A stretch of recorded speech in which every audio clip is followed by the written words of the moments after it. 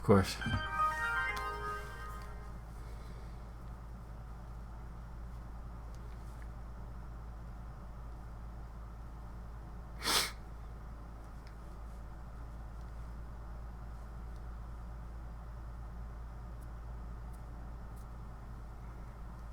Hi. I'm losing a fight. Let's give you the whole thing.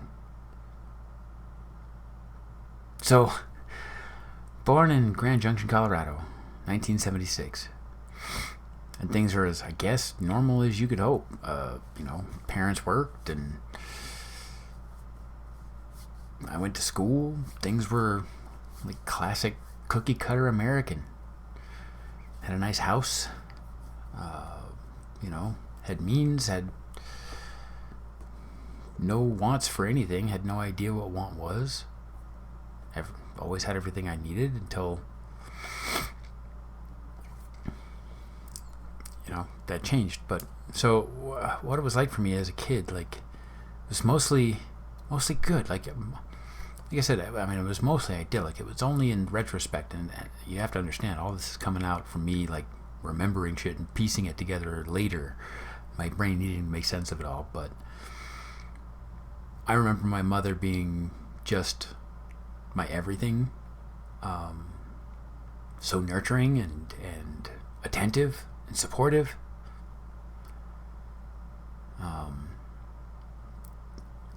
Regular stuff, going to school.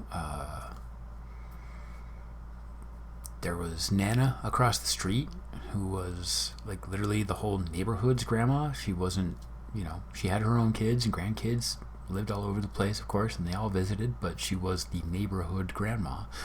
And every kid in the neighborhood was welcome there and treated well.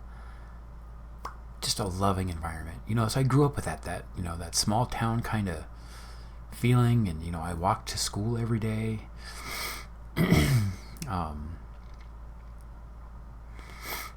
There were a few instances of abuse from the stepdad, but I didn't know how to make sense of that at the time, and it was not a continuous, like, running thing. It was just the occasional, he would get so messed up and beat me up, and it wasn't like, a guy smacking a kid. It was like he was beating me up like I was a grown man. And apparently, and I only know this, from talking to my mother years later, but it only happened a few times, and I don't even think I remember all of them. I remember the last one, and yeah, it was, he went out to get us hot dogs at Wiener Schnitzel, and came back and asked me what I liked. He knows what I like in my hot dog, but he asked what I wanted. It's like, nothing but ketchup. And that was my deal. Nothing but ketchup. So he comes back with a hot dog that's got 14 pounds of everything on it that isn't a hot dog, and it's relish and sauerkraut, and I think every topping they offered, it was on top of it. And when he came home, he handed it to me and started immediately yelling at me that I was going to eat every single drop of everything that was on that hot dog. So I sat at the kitchen table with it, fucking crying and pulling my face off because I didn't know how it was going to be possible for me to shove this down my gullet. So, was I 7, 8? I think I was 8 years old. I tried my darndest. I took a huge bite, forced it down, and I took another one, and it's just like, couldn't keep going, and it just kept like, I kept gagging on it. So ran to the bathroom to spit the chunk into my mouth or out of my mouth, and I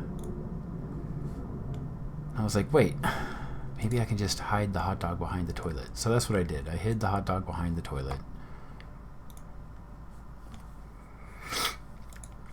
And he comes out of the bedroom a little while later. Did you finish your hot dog? I'm like, yeah, that was great, thank you. And I don't know how long it was. I don't remember any of that. I remember being in my room playing with stuff, and the door just blangs open, and he's got the hot dog in his hand, and I don't remember him saying anything, or I just remember being held up in the air by one of my hands and him like punching me like a punching bag, just punching me.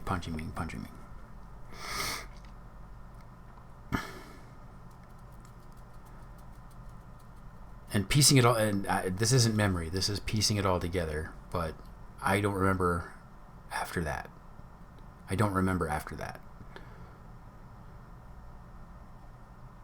just remember the beating started, and then the next thing I remember is being in my room when my mom comes home. And as usual, she comes into my room, see what I'm doing, catch up with me. Hi, buddy, what the? And sees that I look like I've been in a car accident. So she goes to Bob and asks, I didn't know this. I just remember hearing the yelling. I remember her coming home and like having this like disgusted, scared look on her face, and then going into the bedroom and yelling happening. That's all I remember. And then a little while later, we went to the hospital, and then I came home, and then there was more yelling. That's what I remember of that. So talking to my mom, over the years, apparently what had been happening is, he didn't do it often. He only did it a few times, but he was able to like convince her that it was me just being rough and tumble, being a sports kid, not a sports kid, but skateboarding and playing in the yard and roughing and tumbling. So apparently the times before that he had done it, he was able to pass it off. This time was different. Yeah. Only later in life did she admit to me that she beat his woolly ass that night.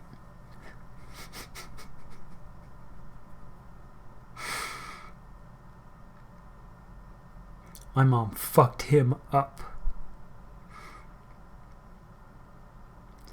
That only feels good now.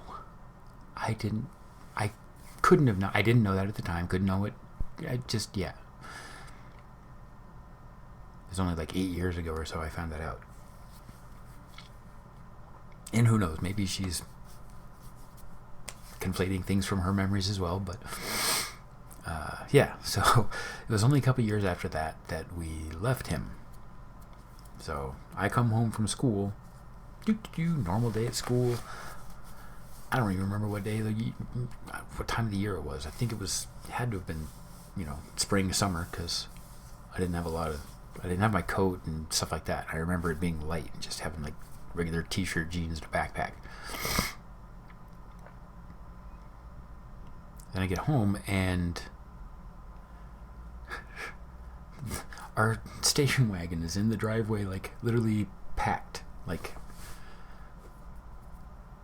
movie style. Like there's shit just on top, all in the back. All of our stuff is packed. And the minute I walked down the driveway from school, I didn't go inside the house. When I left the house for school that morning, I didn't go back inside it and had no idea that would be my last time. So, get home from school, get in the car, and we drive 14 hours to the middle of Nevada. We now live with my aunt and uncle in Eureka, Nevada. Only later I find out is apparently because of the beating me up and lying about it and just a ton of stuff, and he had made like he was gonna, get better and work on it, but he didn't.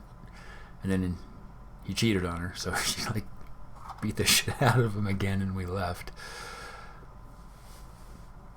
But yeah, so 10 years old, and the entire fabric of my life is just magic tricked away.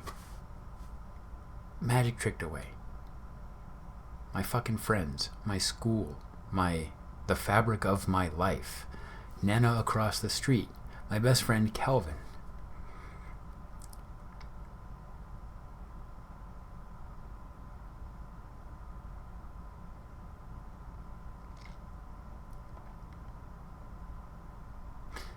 And we just left everything. And whenever I asked about going back or seeing people again, I was just told, no, don't bring it up. We're never going back. Don't ask about it.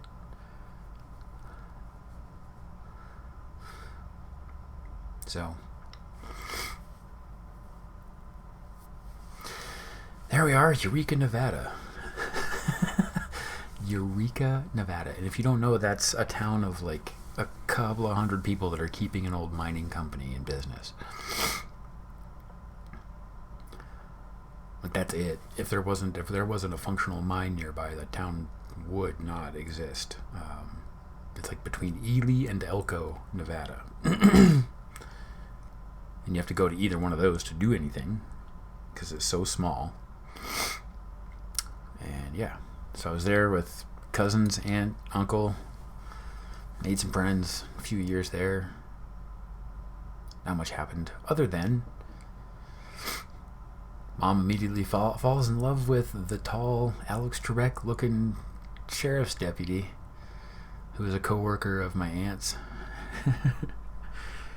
So they start talking, and he's recently single.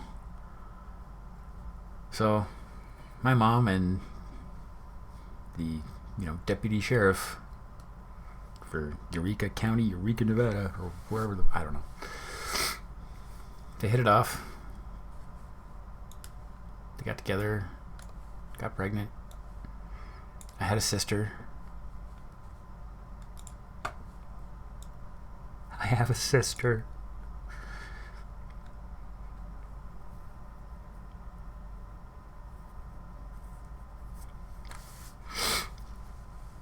It wasn't that much longer before all this happened, to run back. I thought I was an only child. I grew up, alone, in my own room, by myself, just mom and dad. It was probably a little bit before, maybe around that time that he beat me up. That's when Mom liked to rearrange things, but there's like a set of pictures on the wall that hadn't been there before, and they have people in there. I'm like, Mom, who are these people? And yeah, she's like, I'll tell you someday, I'll tell you later. And like, she finally broke down one day and told me about who the people in the pictures were, who was my sisters and her previous husband, and like an entire other family. She had 2 girls, Tammy and Jenny, before me. And I had no idea. I had sisters until, I was like somewhere between 8 and 10 years old. So then we moved to Eureka, Nevada. Mom meets a guy, gets pregnant, and it was pretty quick because it was 1 year after we moved to Eureka, Nevada, that my mom gives birth to my little sister.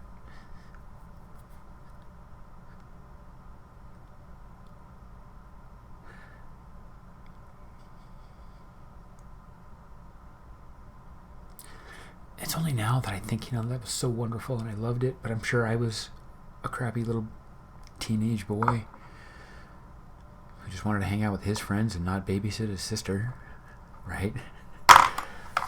And there was a lot of that, but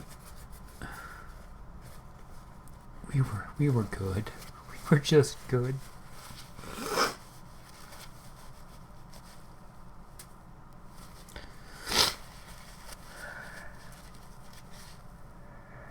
I don't remember complaining about taking care of her because I loved it.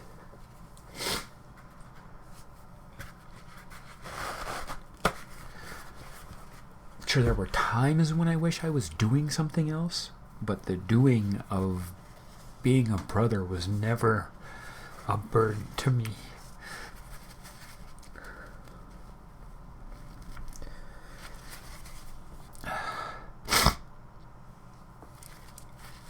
She's so much younger than me. I mean, by the time I'm like 15, 16, she's 5, 6 years old. She's just starting to get into school when I'm getting into high school. I'm becoming a man when she's becoming a human.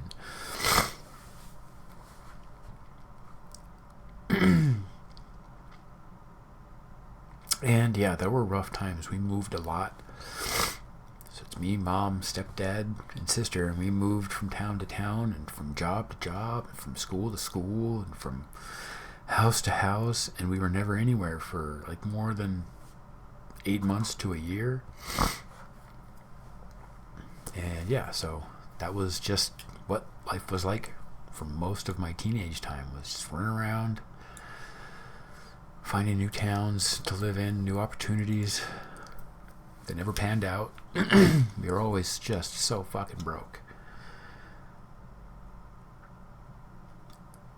And of course, there's good reasons for being broke, but the thing that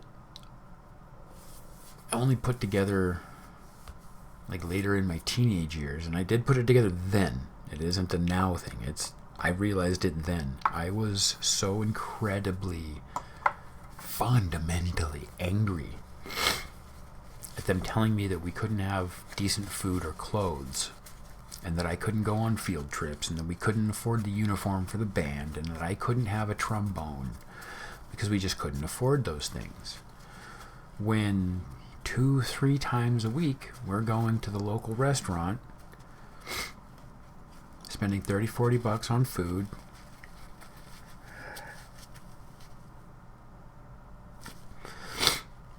and then, I'm not joking, 3 times a week at least we would go to the casino, eat food, and then my parents would spend hours gambling, just pissing money away. And my sister and I had to just find wherever we were allowed to just play and entertain ourselves. It got to be where if we were going out for dinner, my sister and I would bring like toys and like a coloring book, and like I eventually got a Game Boy, like as a gift from a grandparent, by the way.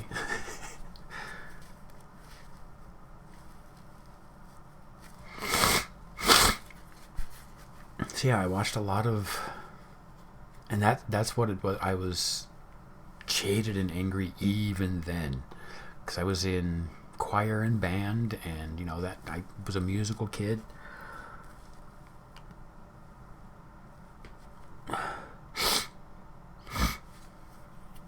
So like big memories for me are being in high school and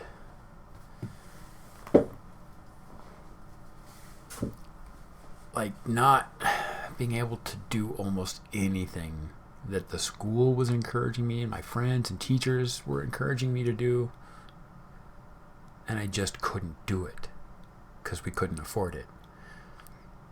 Like I said, be it just field trips, per diems for food, but the big thing was things like uniforms and instruments, and fees and just pitch-ins for covering all the crap. Like if you go on a choir trip, you gotta eat every day, but you also have to like rent a hotel and pay the bus driver and shit like that. So there were usually like you go on a field trip for school, but it still ends up costing you $75-$80 just to go, and I just couldn't go. I couldn't go, and multiple instances of me not being able to be included in the things that the choir was doing. The teacher himself like tried to fill the gaps. He got me a I don't know how, but he got me my uniform so that I could go on tour.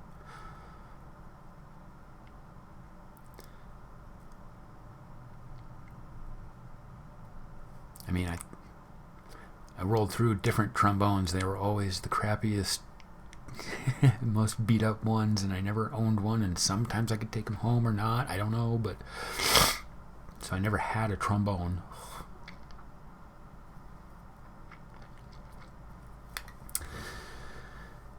But yeah, like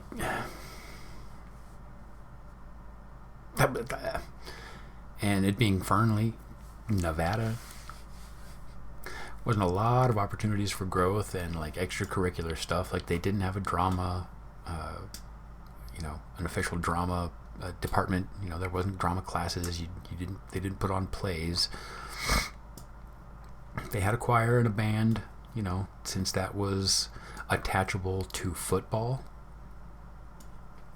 Yeah, the only reason that the choir was able to do anything is because it was attached to the marching band. So it was like one of those things where if you wanted to be in the cool side project jazz choir where you got to run around and do actual fun performances, you had to basically buy that with performing in the marching band for the football games.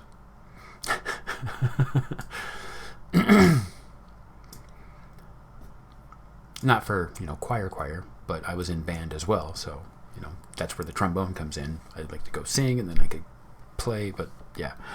Anyway,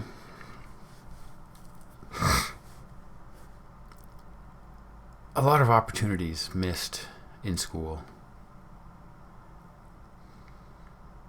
and just in youth, because I had to watch my sister. Like I said, that wasn't the problem. That never really felt like the issue. It was always just not being able to afford anything. And essentially, again, this is retrospect and figuring it out, but the consistent message I got through, from 6 years old until I'm not 6, but those are different memories conflated. Let me just say, yeah, since we left my dad, so from 10 until today, the message I have gotten from the world is, that's not for you. The nice things aren't for you. Those are for other people. There's not a pathway. It's just here's the store for people that can afford good clothes, and then there's the stores for the people that can't. There are the stores for the people that can get nice food, and the ones that can't. Right? that was a delineation in my brain. Even going to Target was the luxury. Oh no, we have enough money, we can actually go to Target. We don't have to go to Goodwill.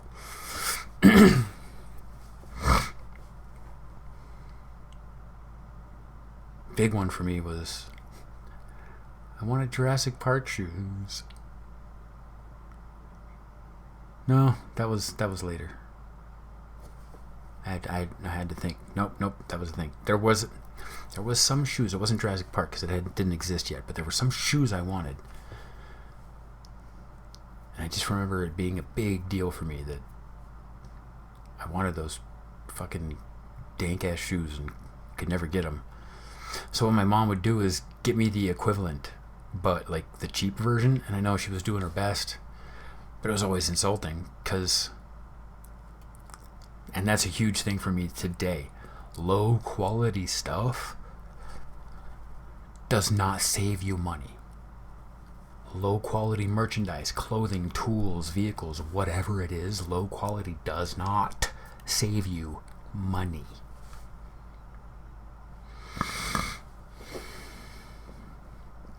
So that's why even today, even if I'm broke, I won't. If it's a choice between not having something and having the best version of it, That's it. That's it to me. I won't have a crappy version of a tool or anything. I just can't. I can't. And I think that's part of my like genetic rebellion against that message given to me growing up, that you aren't worth the good stuff. Let that be for other people. That's not for you. See that nice area over there? You can't go over there. See those nice things over there? You can't get those.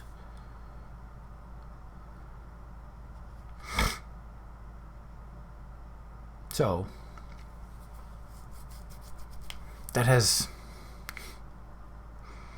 basically become the fabric of my self-worth in the world, is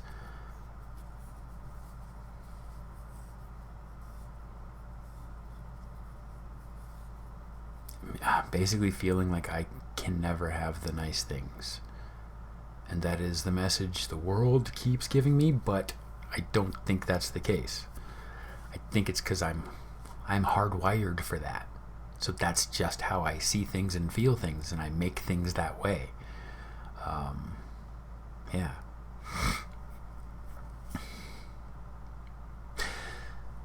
So teenageryhood, sister, not having things, except friends, except people, like people, good people. Always had such good friends. But it did get to a point of me having to create this kind of Jedi mindset within myself where even people are something that I might just not have. They can just go away like that. I can have a Nana and a Calvin and a ton of friends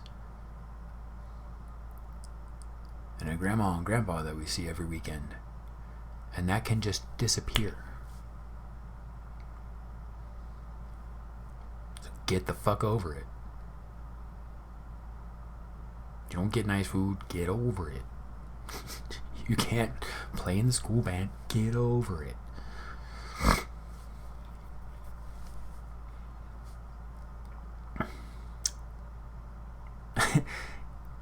So they're in Fernley, Nevada. Yeah, that's where we spent like a decent chunk of our time moving all over the place during my teenage years. Like year in Fernley, then some in Reno, then some in California, then in Colorado, then up to Oregon, then back to Nevada in a different city, and then so like Eureka, Fernley, Reno, Fernley, Reno, Colorado, Fernley, California, Fernley is like pretty much where we lived. I'm trying to even put it in order. So yeah, it was wacky and wild, and yeah, moved all over the place. Didn't have much.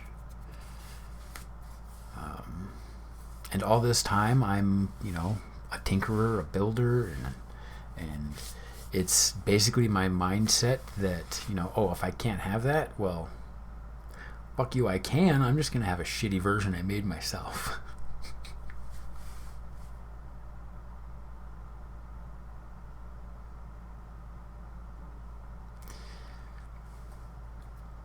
So I evolved into a decent skateboard when I was a kid by just acquiring the crappiest one I could at a garage sale for literally $1.50, and then just talking to people and hanging out with people, and I mean, I'm talking 6, 8, 10 years old. I'm just running around the neighborhood with my little crappy ass skateboard and just met people, and we were skateboarding, and it was that was its own little community, and I ended up with a better skateboard a year later with almost no money, just that friend tradesy, and oh hey, here, this is broken, you can have it, just whatever.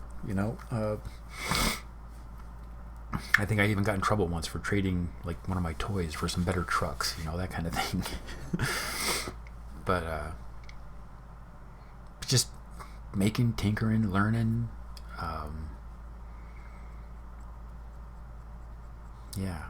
I mean, electronics was early, computers was early.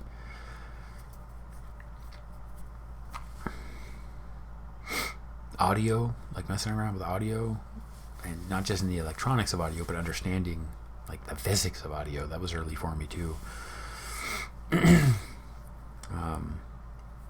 In the few, I went to so many high schools, it's hard to remember what any of them had as far as education, but I did really well in the like creative type stuff, really good at art class, and did well in the like the computer, training type stuff where they're actually teaching you AutoCAD. This is up because it's familiar. Me being full-faced doesn't really help, especially. No one's watching live anyway, it'll be fine. I do have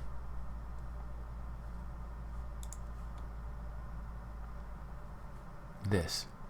Suppose I could have been on this the whole time, huh? But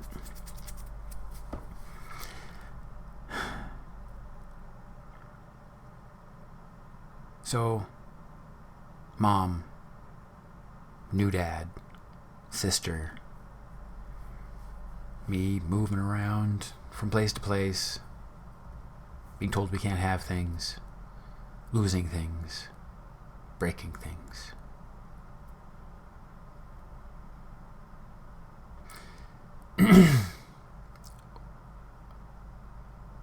As I approached becoming 18,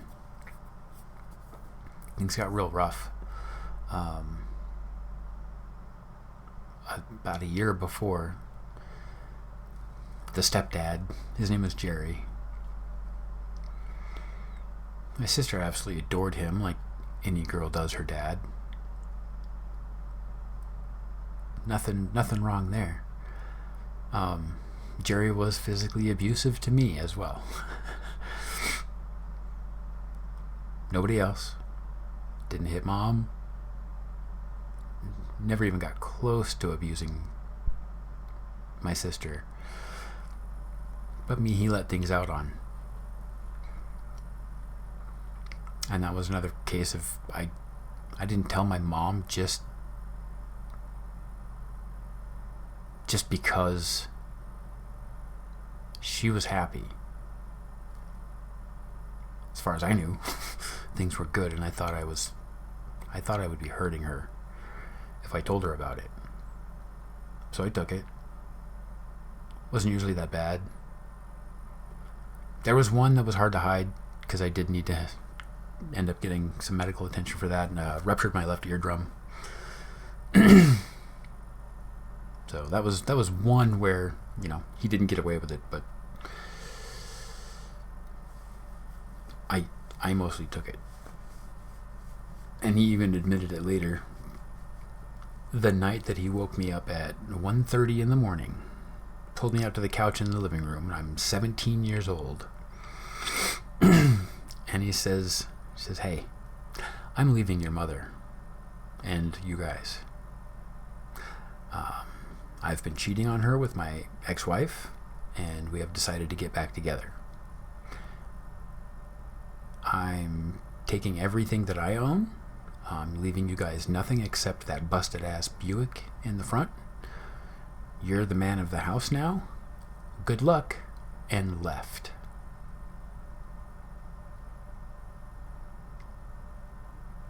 That's what he did. And I'm not kidding. That's almost exact. It was that fucking fast. Wakes me up, butt o'clock in the morning. 10 minutes of telling me this is happening. Bye. Picked up his bag and we never saw him again.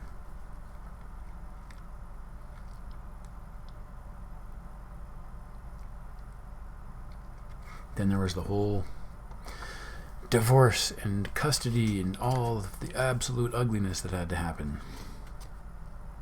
It's always so good for every family.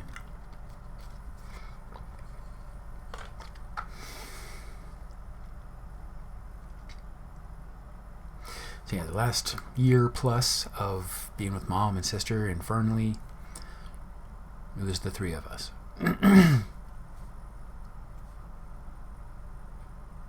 I can't imagine how hard that was for my mom. Oh my God. Oh my God, I mean, I know devastated, but I can't imagine that. I can't.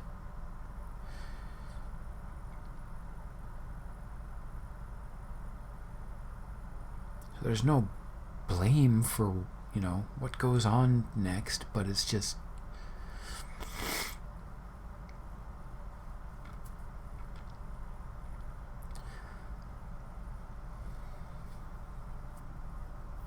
Mom got really, depressed and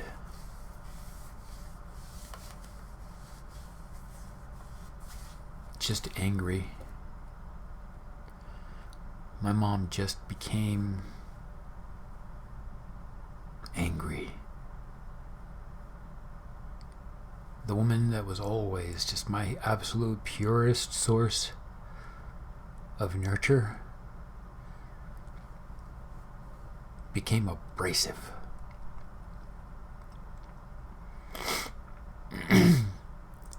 Again, all forgiveness. I mean, I can't imagine. But for that to be the environment, and then she had to change her schedule so that basically her and I could tag team being home from her sister.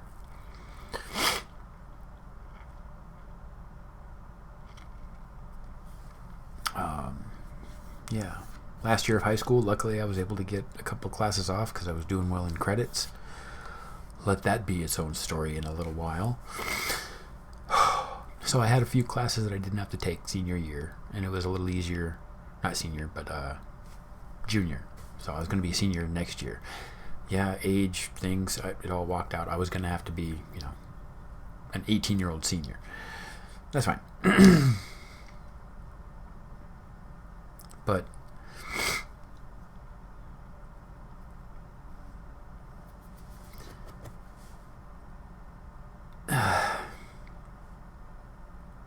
I got to where I was bringing out my little sister with us on my social stuff.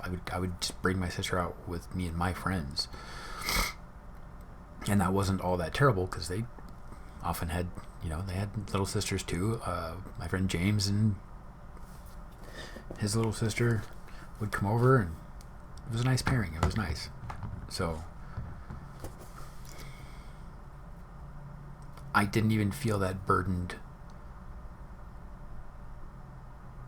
having to include her. It was just natural. It's just family stuff. It's a smallish town.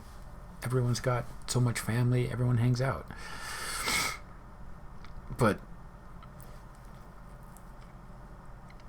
then we moved again, and we couldn't climb out, and it was just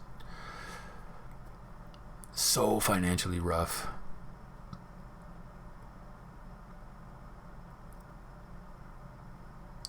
And I was 18. My brain at that time was screaming oh my God, I need to get the fuck out. I need to get the fuck away from my mother. I'll never be able to afford anything. I'll never be able to do anything with my life.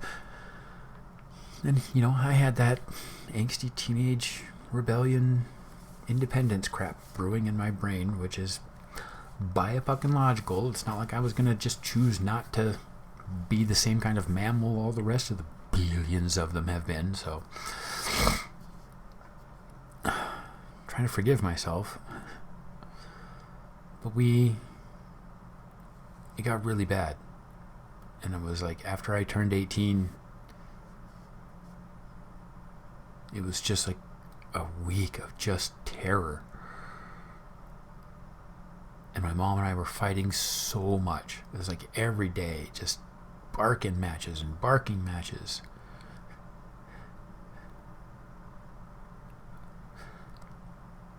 And I feel so terrible. I left. I did what she taught me. I just packed my shit and left without saying a word.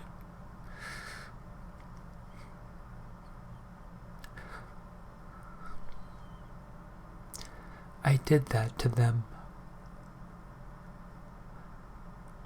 I am another man.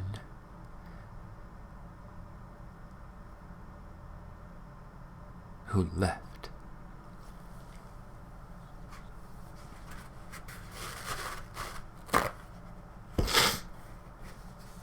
So instead of being the example of how a family sticks together, I became the example of how we broke ourselves.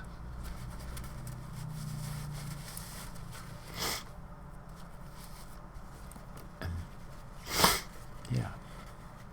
So from 18 on, I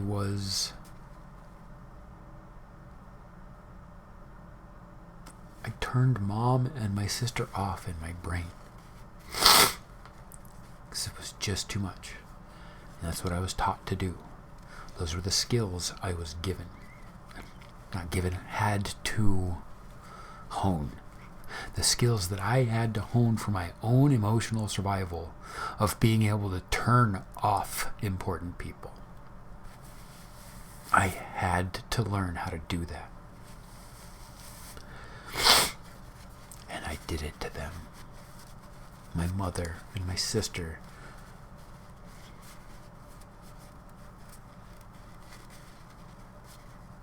The closest I've known to pure human goodness. And I left.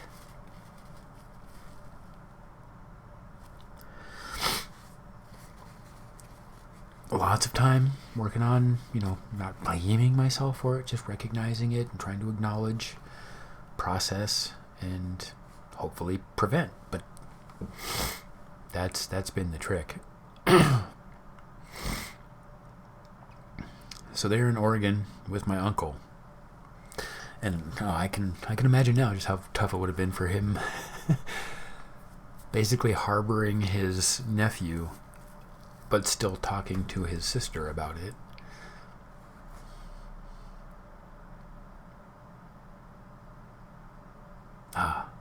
Love to be a fly on the wall for some of those conversations, but yeah. So I stayed with my uncle for a couple years. Went to Oregon, was trying to go to school, but couldn't go to school because those previously mentioned me doing well at Fernley High School. Well, apparently Nevada does like its own little magical educational system that a lot of the other I found out a lot of states are like this, where it's just state by state. Education is statewide. There's no such thing as national standards for education.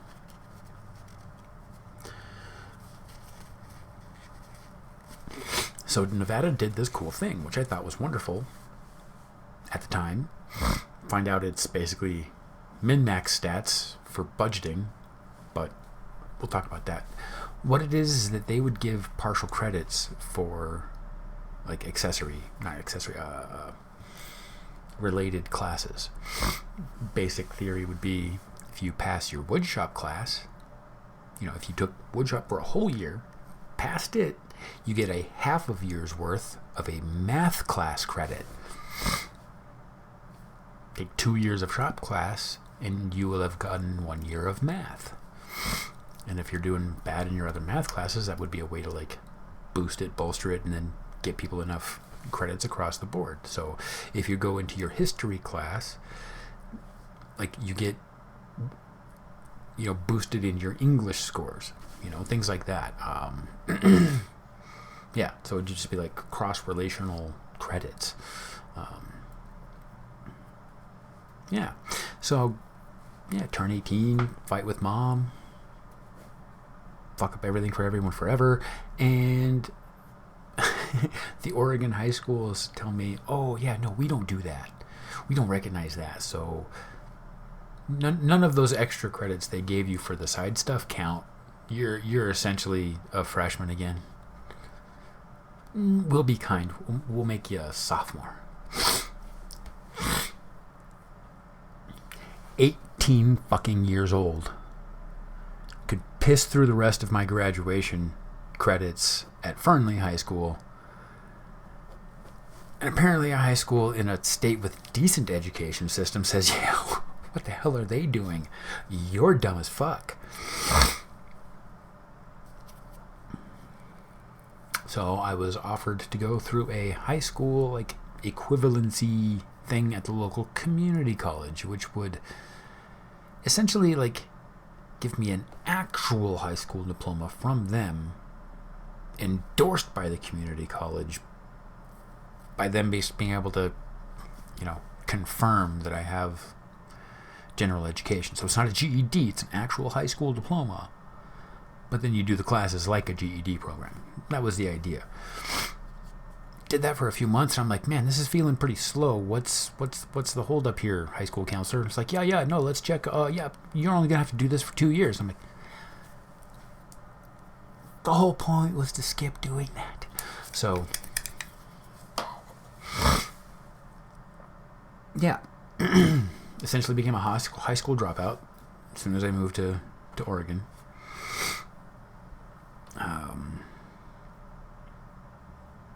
Yeah, like I said, I went to that, like endorsement diploma program thing. Did that for I think 4 months, 4 months. Saw the progress and was like, "What's going on?" It's like, "Yeah, no, you got to do that for 2 years." I'm like, "So no, that's not happening." So yeah, went and got a job and started becoming a member of society. Flowed through life, making friends. A lot of it was born of my cousin. Cousins that I knew when I was a child.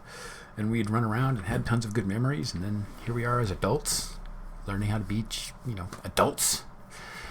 And her crew of friends and a good slice of them became my crew of friends. And it evolved. And I built my own little family in Portland, Oregon.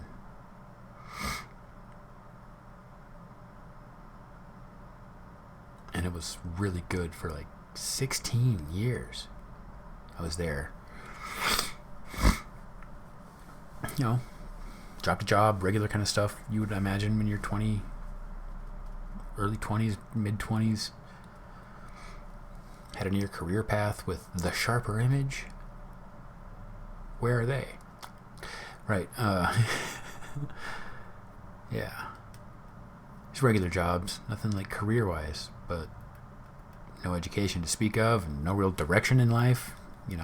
Like just surviving and watching my sister, and wishing I could go on band trips, and trying to figure out how to make some kind of decent food that night, because same old rice and ramen and all that shit is getting real fucking boring. So I had to get creative. That's where my energy as a child, like teenager, went. My formative years when I was supposed to be figuring all that stuff out was just scrapping to make it. So that's kind of been the fabric of my employment and housing life as an adult. Just scrabbling to make it all the time. Check to check. No long-term investments by me into a fleeting future, right? Like saving money and building credit. Not only do I trust the world when it says the nice things aren't for you, in defiance I try it, and it is always such an incredible, terrible fight. And man, there's only so many times you go into the ring and get knocked the fuck out and decide just not to go in anymore when you haven't won yet. But mid-20s, Portland, things are good, making friends, family, some ups and down times. That's where I did, shit. Portland is where I did all the drugs. Almost all of them. Modern stuff and weird stuff. And heroin. Those are the ones I haven't done. I've tried everything else. Point is, I discovered who I was there. And I felt at home there. I felt me there. And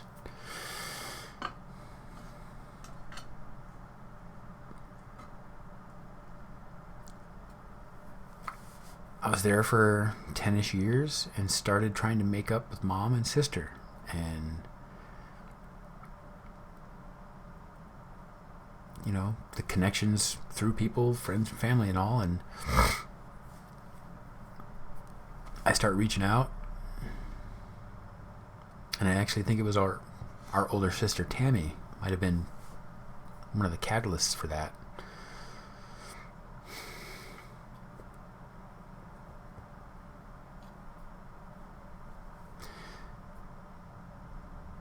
So I'm in Portland and trying to make things good and work.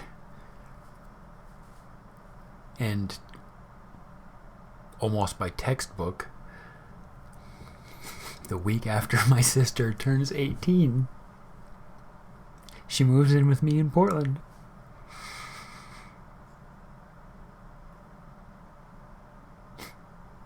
And she lived with me for like 6 months. Tried to, you know, she got a job, and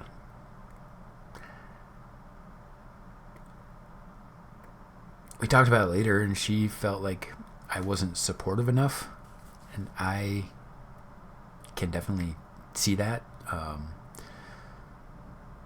I was, you know, consciously I was thinking of it in terms of like trying to give her minimal inputs, like I do. Like that's the kind of thing I thrive in, where I can self-discover and self-learn. And if someone can, you know, say, oh, you know, go that direction till you see this thing, and then I might ask a few clarifying questions, but then I have the confidence to go run off and try it, and if it fails, I'll keep trying, you know, that kind of thing, where not necessarily her style. She moved to Portland and struggled to learn the city, you know, get the feel of the culture and make friends. And I, like, knowingly did that, where I wanted her to do that for herself, but that was, I think, wrong and dumb. And she told me later that it felt like I didn't want her there. And oh my God, the opposite of the truth. But luckily, she had a good man. They made up from their fight. And, you know, they're still family in a way. But we have tried. We have all tried. My sister, me, my mom, we have all put in real hard work. Talking to each other about this, talking to others about this, talking to professionals about this. We have all done it. It's just a wild ass tapestry to try to unweave, and you don't unweave it once it's set that long, so best you can do is learn how to read it.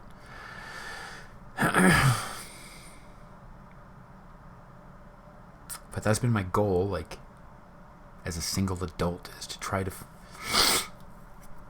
figure out how to stop doing that, how to be stable, how to be permanent.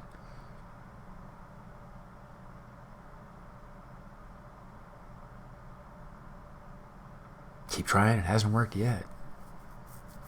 What choice have I got?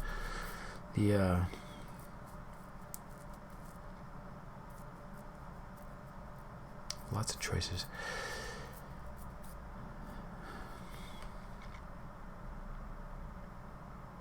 So yeah, it was not long. You know, she was here, and she went back to her home with the culture and the people and everything that she'd grown up with. And she has a totally different, like, idea of it. Like, all that moving around we did was when she was a wee tyke. You know, she was like 5'6" when that kind of ebbed and stopped. It was, you know, I'm hitting 17, 18 years old when apparently things got a little bit stabler for mom. She stopped jumping around so much. She got a little more just stable for my sister.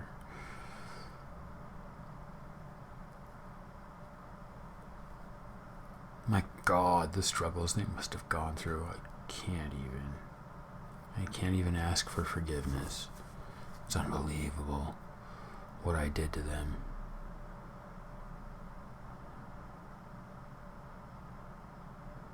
I want to forgive myself. Don't know if I ever will. Don't know if they ever will. Or should. But, okay, so me, young adult, mid-20s, Portland. Try to bring my sister in, but at least we're talking, right? Me, mom, sister, we're talking amongst ourselves, maybe not all to each other at the same time, but I'm trying to encourage my sister to talk to mom and to let her in and just forgive. And that's got its issues. Always will. Everyone's always going to have those trust issues with big fundamental stuff like this. And I can only hope to understand and forgive. But can't say that I'm not a human that judges and predisposes as much as anyone else. So I need a quick break.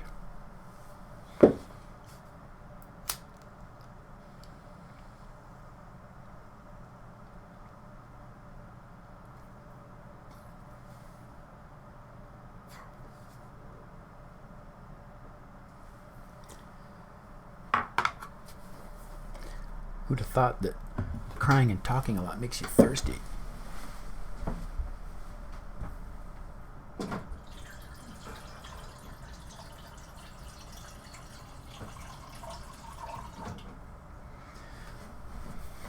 So Portland, people I trust and love, built around me, jobs coming and going, people coming and going, but mostly building. Like, it's rare that I would lose a friend.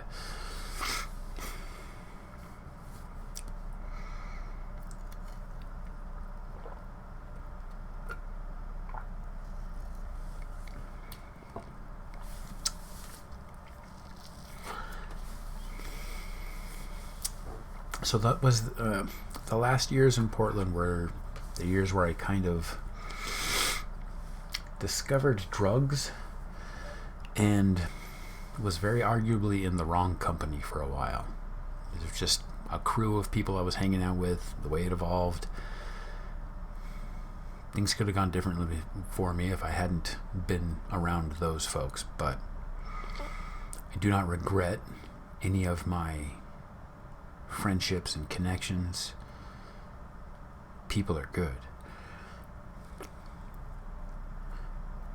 But the cumulative dumb that we could sometimes find ourselves in, boy howdy, I've been literally naked kidnapped.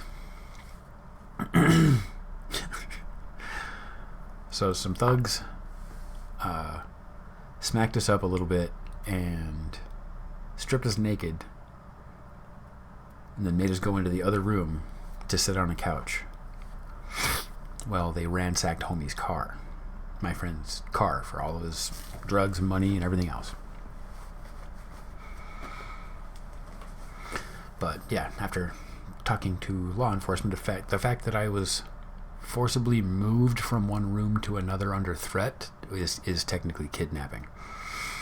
But so yeah, they made us take off our clothes, go sit on the couch, so we wouldn't chase after them, right? Anyway, yeah, wild stuff. I've had my days. I don't ever want to go back to that. I don't miss it. But it kind of led to the path of me having to leave Portland.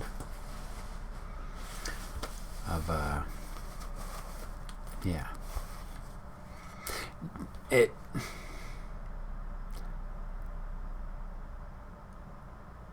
I was looking for a job at one point and ended up under the table working for two different people growing weed.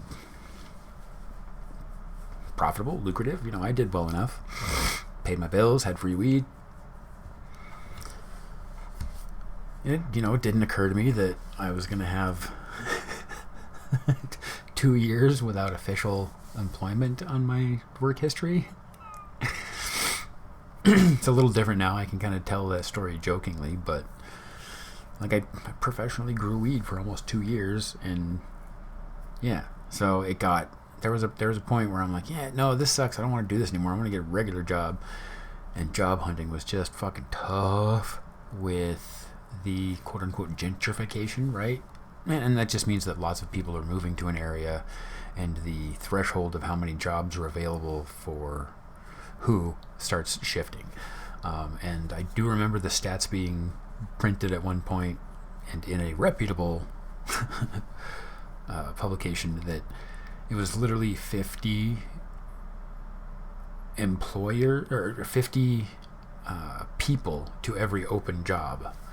And that was like application status. Like literally every single job opening was averaging out that there were approximately 50 people vying for that job. Every job. So there's probably jobs where there's only 5 people going for it, but others where there's 5,000. Point is, it got bad. It got rough. Much like many people have seen as of late in different stages across the country, the tale of woe is people move there, rent gets more and more expensive, companies get more and more exploitive, more people, fewer jobs, higher costs. So the people with less behind them don't do as well, right? I didn't have a good work history as far as recently, and yeah, just my social contacts were all drug dealers, so the job market got a little rough. I'm talking to my sister as we were working on it, trying to fix and repair, and I'm just like, brr, things suck here. I'm scared. She's like, well, come to Reno, because like things are good here. Like there's jobs and housing is cheap, and like the economy is booming, and like things are great. And then I moved here, and it was true. Like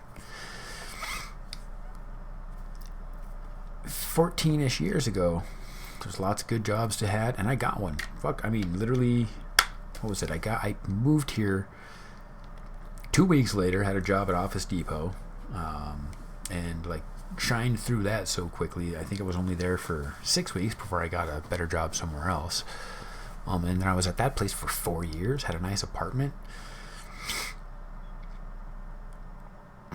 and then that 4 years, that was the longest I could ever do it on my, that was the longest stretch I had. 4 years. But then I went back to the pattern of like every year and a half, 2 years at least, I would just flop from place to place, from job to job, and it was always me. I am absolutely admitting the shit out of this. It was always me that found some extremely valid reason why things needed to change, or I'm believing it that I create situations subconsciously where others have to change the situation for me. So if somehow it's hardwired into me, like flying south for the fucking winter, I don't have a choice. A year or two of things being good, and I have to fuck it up.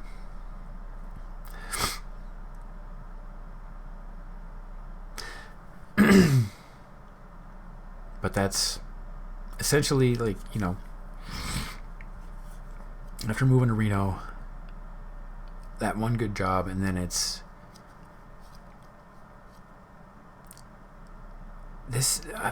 been this place. I'm going to say it in the way that I think is appropriate. Me and this place do not get along. That's it. I don't like it here. I don't feel at home here. I'm not comfortable every day. It's like hourly at this point because this city has truly fucking traumatized me.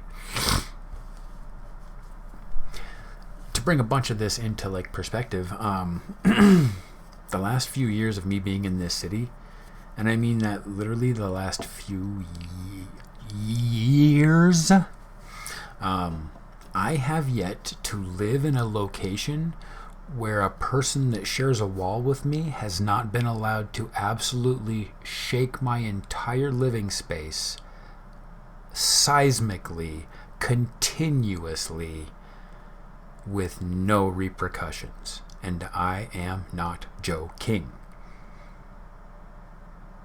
I've lost jobs and like serious, like not serious, I guess, marked health effects, physical, mental, absolutely. Yeah, no, I mean, I became aware of organs aching, you know, after like weeks, months of suppressed sleep. So like, you know, you can say, dude woke me up, I didn't get any sleep. When you go months on end with inadequate sleep all the time, you will absolutely start to notice real big physiological changes in yourself. Like, I mean, my hair was falling out. Like, a lot of the wrinkles on my face are from this, you know. I have become acutely aware of the functioning of my kidneys. I spend a few hours stressed out, my kidneys ache. My liver aches. It's a thing. But point is, I need to get the hell out of this city. The next chapter of my life has to be, I get the hell out of here. It has to be. And it has to be real soon. Because me staying in this place, in this culture, in this framework, I cannot mesh with the fabric of this place. I just cannot.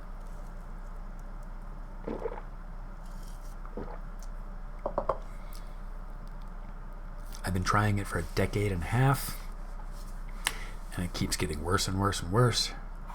There should be a level of scar tissue at which point a person pulls their hand away from the stove. Touch something. Ow!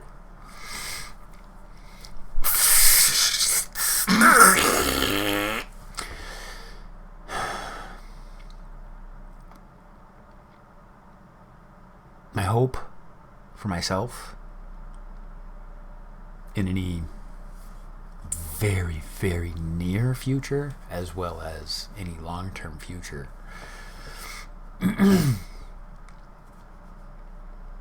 has to come from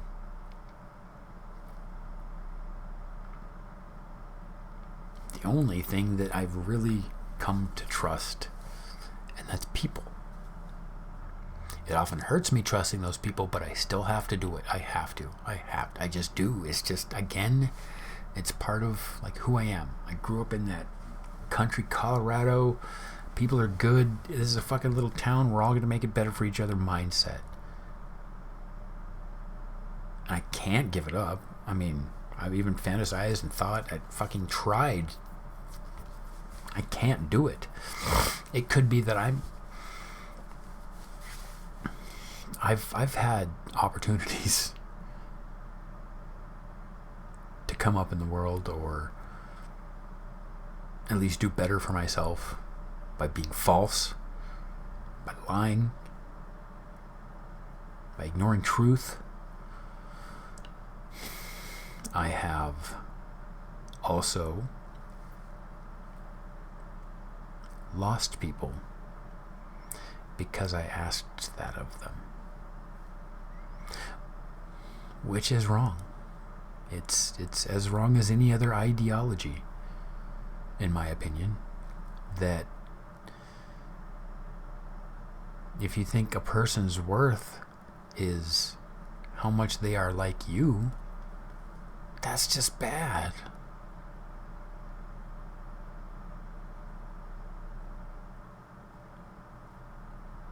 Whatever YouTube gamer said it. I don't know who said it. It's one of my favorite things ever. All human conflict is as simple as you're not me and I hate that. And I'm a victim as well. The wish is that we acquire knowledge, tools, skepticism, scientific inquiry, self-questioning, critical thinking. It's all meant to provide a framework where we see the reality of things, but we are still incredibly emotional, social creatures, and too much of our actual manifest reality is unfucking quantifiable. And the horror of being a human being is it is the absolute most unquantifiable to yourself. Every person on earth is the least qualified person to judge themselves. It's been known throughout humanity. It's one of the simplest tales of all time. You cannot see yourself correctly. So, one of my skeptical, self-questioning tools is to try to reach out and be dumb honest with people. And I mean that. And I mean bad. Like that Jim Carrey fucking movie, Liar Liar, where he can't lie. Like, the level of idiocy that occurs in that film, I'm not joking.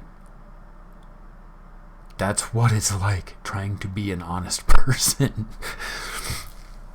It's not good.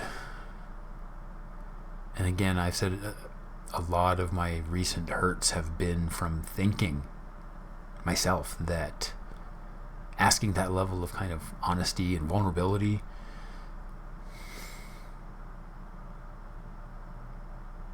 might not be virtuous. And it was what I was asking of people. I'm like, hey, it sucks that you're not just like me. And I was doing that.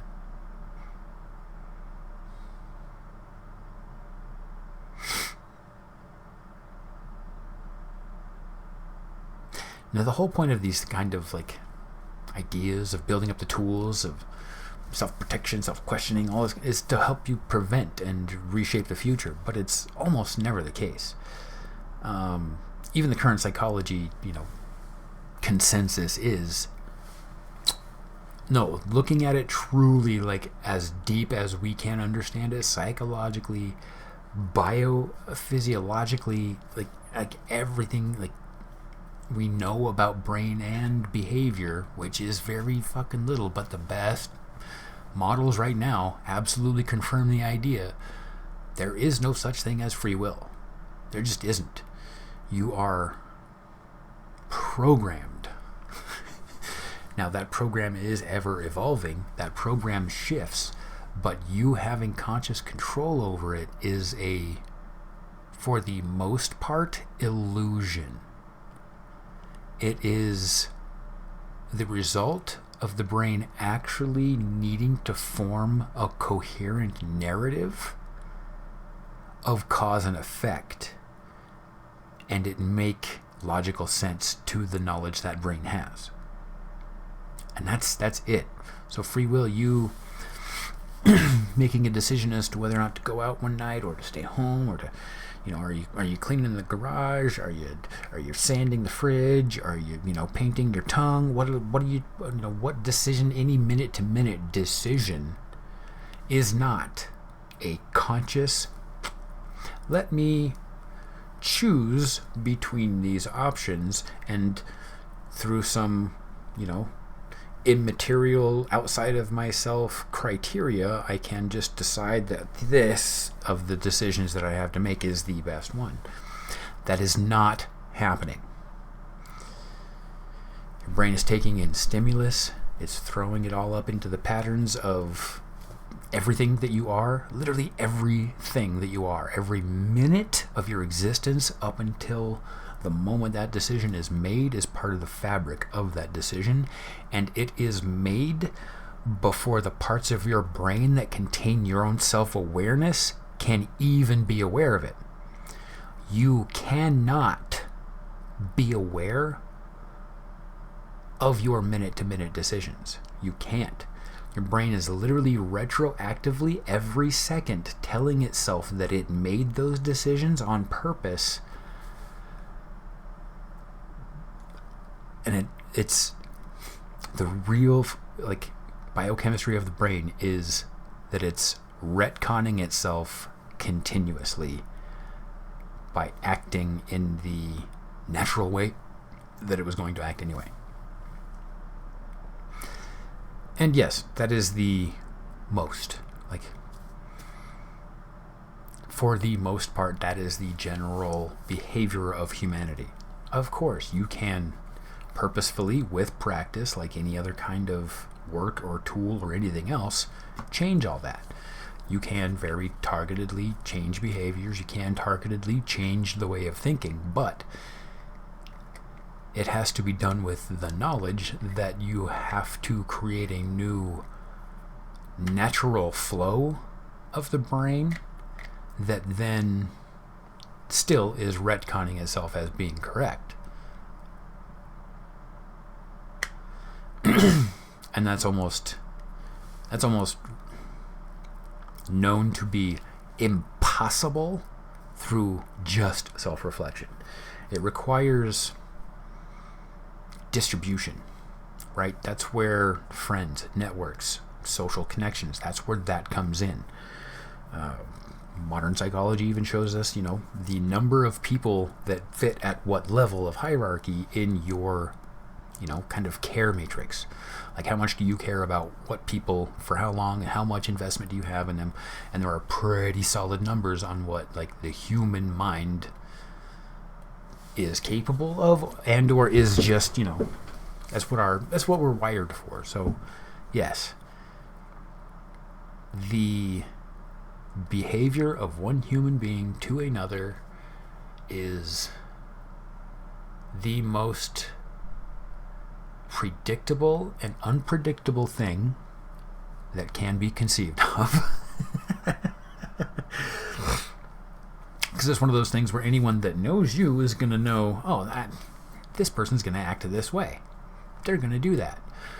This is going to happen. That, and it could be that person will never, ever actually be able to physiologically, the chemical structure and makeup of their brain can never form the connections that have that level of awareness that someone outside of you can just have by being with you all the time and knowing you all that well.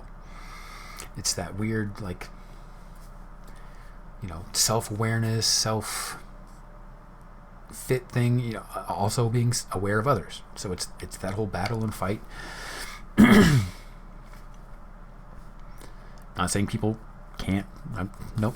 It's not that they're impossible of being self-aware. Of course you are, but it takes work. It takes practice, and it takes focused work, and it does take trust. You have to put in focused work, and you have to do it with someone that can observe you and learn you, and reflect you back to you outside of your own bias. And I think one of the easiest kind of metaphors for that is hearing yourself on a recording. So it's, practically universal to humanity as well, that once you hear yourself on a recording, you're like, or a picture of yourself, or, any reflection of yourself, because it does not match what you know. It's not real, it's wrong, it's a lie about you. And that's a physical phenomenon. So your voice cannot sound the same to the diaphragmatic electronic microphone as it does shuffling through all this fat bone chunks, So your ear hearing your voice cannot be the same as the way it is recorded. Unless you're to somehow basically recreate all of... No, it just doesn't work that way. So, yeah, it's like that with your emotions too. You can't tickle yourself. You can't sound natural to yourself on recordings. You can't wish to be a different person. You can't just want to not do the things you have always done. The reason I'm bringing all this up is because here I am, yet again, going through the same pattern that I have before, where things are great for a little while, and I absolutely fucking when things are good, we need to bring this up, because it's always a fucking nugget in my brain, and it even comes up with others. If I was doing so good, why didn't I save up? And, well, I did, as best as I could, because I wasn't doing that well. I wasn't, Apple executive. I was making enough money to not worry, but not enough to, save for anything. I'd saved, I was literally able to save, $50 to $100 a month. And that'd be, it. So, with the recent loss of job,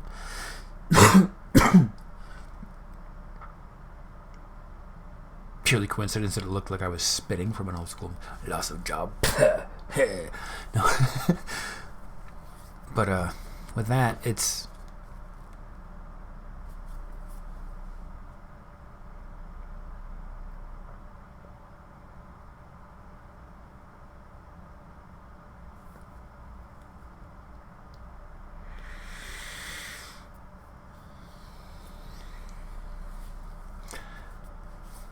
just a hit. I'm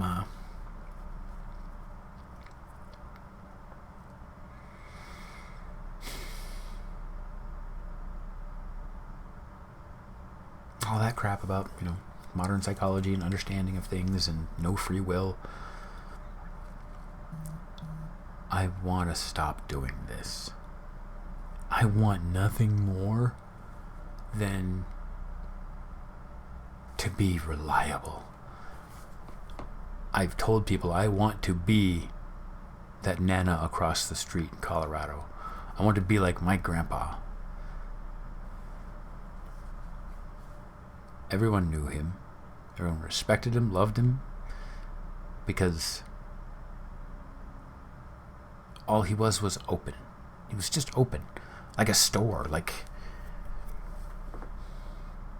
a corporate policy, I guess. I don't know. Open. Just, there's no better word for it. Open.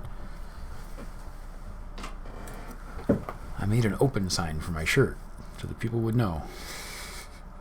I'm open. I'm not closed.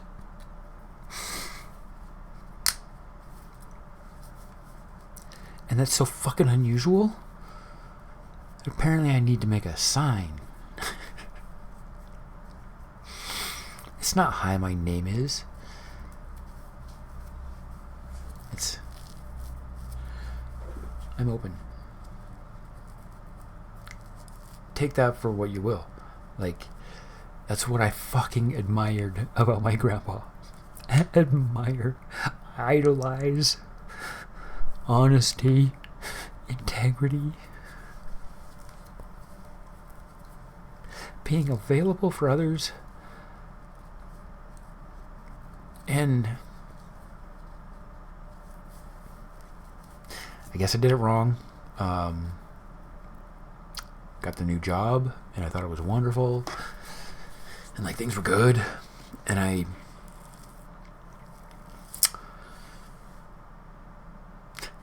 spent a lot of time building that, those new connections, the new friends there at work, and just working on that. And that's like my savings account. I guess in my brain, wired the fucked up way it is, like, people are the currency. People are my value. So that's what I build when things are good. Yeah, I'm saving money, but how much really? Because I will, and this is what I did over the last year. I, once a week, I would go to the local bar. Not because I like going to the bar, because I like that bar, and I like the people at that bar. And I've tried other places, and it didn't work. I don't know why, but that place, and I think it was one person, one bartender named Jaden, and she's just open. She's open.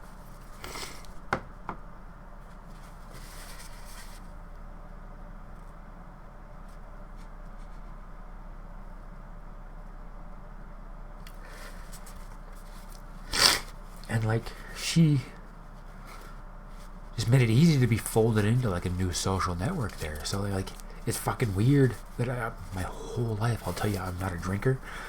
I don't like to drink, don't like to be drunk. But I became a guy who goes to the bar because I like that place. It's the people. The people were good. Are good.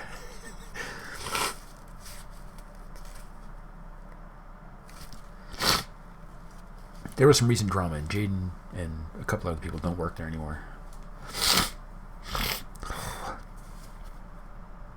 So that whole issue, and then wintertime, but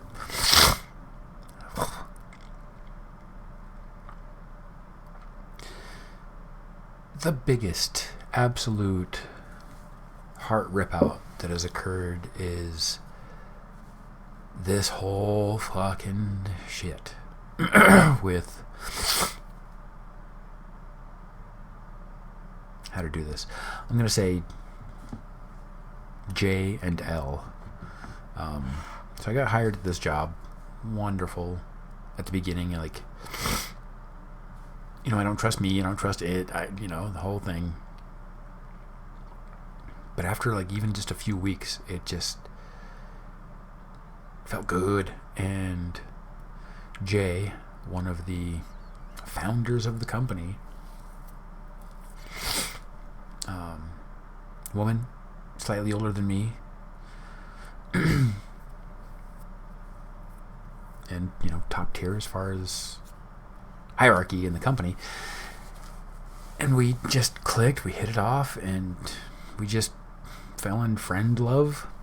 I to this day adore her, and it was this is what I saw open, and I feel like I see it too rarely. I latched. God, and we were peas in a fucking pod. It's gross. It's actually fucking gross when I think about it. Like, people who didn't know each other, and then 6 months later, the kind of coworkers that are crying and hugging and it was frequent for her to mob around to many of the employees in the shop and hug them at least once a day.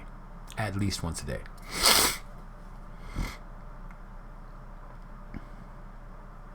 She's just that kind of person. And at the same time, completely on my own, separate from Jay, same, another coworker at the same place. L. And she's a very young lady. Very young woman. I say very young. 19. She was 19 when we met. We were just coworkers, a bunch of coworkers. Everyone's just some random coworker to me, and for a while. But I'm not shy. So I just mobbed up to her one day. Just like, hey, how's it going? And just started a conversation. Hey, I know we've been working together for a while. Thought I'd just catch up and say howdy. And same thing, where there was just a click, brains that just like, you think that way, really? And I was not alone in feeling that way. I know, she admitted to the same way. It's just like, oh, dude, what is going on? And we were scared as fuck, right? A nearly 50-year-old single white man and a young, gorgeous Hispanic woman like meet each other and just like zing, like, you're the fucking coolest person ever, why are you so fucking cool? And having to make sense of that, and we put in the work. We really did. At least that's how it felt to me. And it's part of my dumb honesty thing. Like, the whole time we were friends, any time I thought that I might have, said something uncomfortable, or if things were getting a little weird, I would always bring it up. I'd be like, hey, I know that can be weird out in other contexts, and I know it's just weird. Always recognizing the weirdness of a young, gorgeous woman and a fat, ugly old man all being just normal friends. Not normal friends, but definitely not trying to go for anything else. It's only after all of it has fallen apart I realized what was happening. At least for me. I have a theory about her, but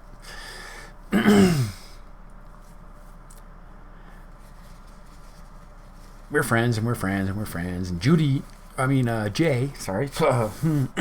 Jay and I are friends, and Elle and I are friends, and Elle and Jay are starting to become friends. Like, all independently, just we're all just doing our own little pair up times, and yeah, it got real bad. One day, unbeknownst to pretty much everyone in the office, and then our little kind of secret friend triangle weird thing, we all knew we were hanging out with each other, but it was never Jay and Elle and I hanging out. It'd be Jay and Elle hanging out, Elle and I hanging out, or Elle and I hanging out, but never all three of us together. And remember, Jay is older than me. Elle is younger, way younger than me. So, and I'm just trying to navigate it the best I can with, like, honesty up front. And that's the weird thing, and I do that, and I do that, and it fucks people up. It fucks people up that I'm just like, hey, I do believe that, if you keep talking to me, that these kind of things might happen because of patterns that I have shown in the past, and I want you to know that that's, and I can, like, predict shit, and they'll be like, no, and then it happens, they're like, why are you such a dick?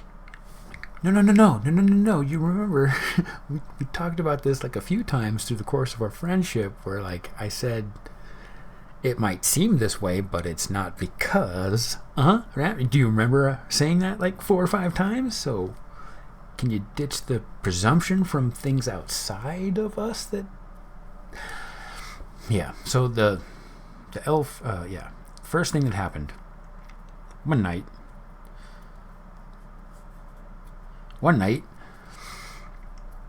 Jay explodes. Absolutely, verbally, emotionally explodes on Elle. Apparently, in another room, they'd had some little tiff, and Jay decided to bring it into this room where all of the co-workers were. There's at least like 8 people in the room. And Jay absolutely, bah, no, you fucked up. You don't get to fucking do this. And is pointing and screaming and profaning and calling her like absolute, like harsh words, like things that they don't print in the BBC. Wow. At work to a coworker, and for like minutes, just berating. It got to the point where like the boss like stood up and was about to go like physically intervene. Not minutes. I mean, it felt like that, but it's insane. Because then it like verbal tirade for just 30 seconds. Just no, you don't get to fucking do that. You don't get to act like this. You don't get to have this attitude, you fucking cunt. You don't appreciate a goddamn thing that you've been fucking given. And just starts screaming like terribly, like, yeah, that kind of stuff. Like just the worst verbal, like gaslighting abuse you can imagine. Stuff just spews forth from her mouth. And then, yeah, like a couple of us are actually like getting to the point of being like, no, this needs to stop, and like going to intervene. And she's like, meh, and stomped out of the room. So, of course, the boss goes and talks to her to see what the hell that was all about. And then you just hear bark, bark, bark, bark from the room that they're in. Jay was supposed to be giving me a ride home that night. So she's like, if you want a fucking ride, we're going now. It's like, I think I'm going to find another way. Thanks. Oh my God, it was bad. So that was a big professional incident, which took weeks to like unwind. And then she decided, Jay, the older one that did all the screaming, she decided to take this strange stance as though nothing had happened. No, literally, like, professionally. It got to the point where corporate HR gets involved and is interviewing her, and she's like, what? What the hell is the problem? Bosses yell at their employees all the time. It's fine. It's not a thing. I mean, it's not even a thing. Besides, I wouldn't have done it if they weren't such disrespectful. And then goes off on huge tangents and tells corporate HR that the reason that the company is about to go under is because Elle and I are smoking weed. Not at work, on the side, completely, we'll go after work or completely off clog at like my house or somebody else's house. And she actually made it a professional corporate HR issue that the reason that our numbers are down, which they weren't, and that the reason that our quality was down, which it wasn't, and that the reason that our company was unequivocally, provably going to go out of business within the next year, which was not true, was because we were smoking weed. So then it became a professional issue of why exactly was the company allowing employees to, smoke weed on premises and on job, and why are people coming to work high? And it became this whole goddamn fiasco.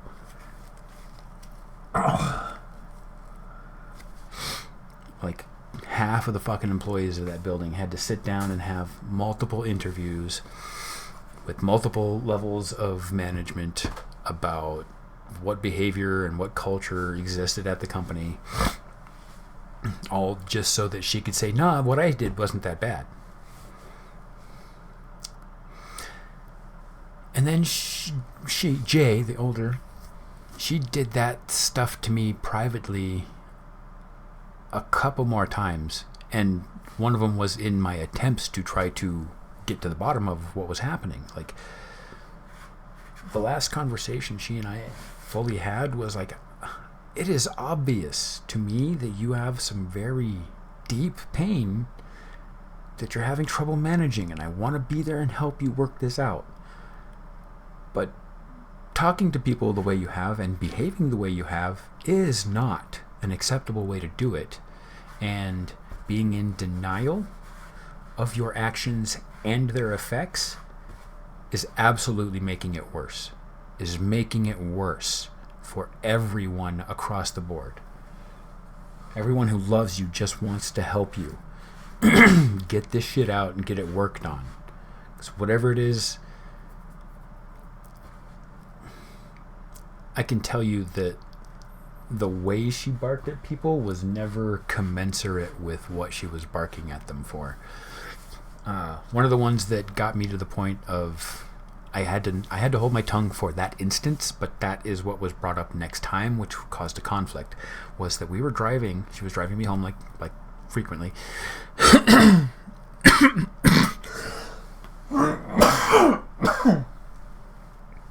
am I dehydrated? I'm only crying and talking.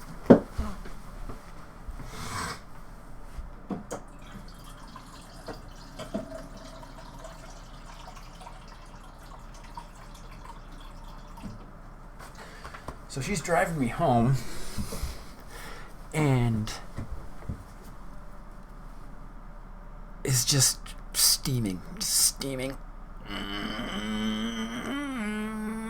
And I can, I know it. So I'm just like, all right, say it, let it out. Let's talk about it. And she's like, and no, she didn't let it out. She fucking exploded again. Exploded. 65 miles per hour in the middle of the freeway.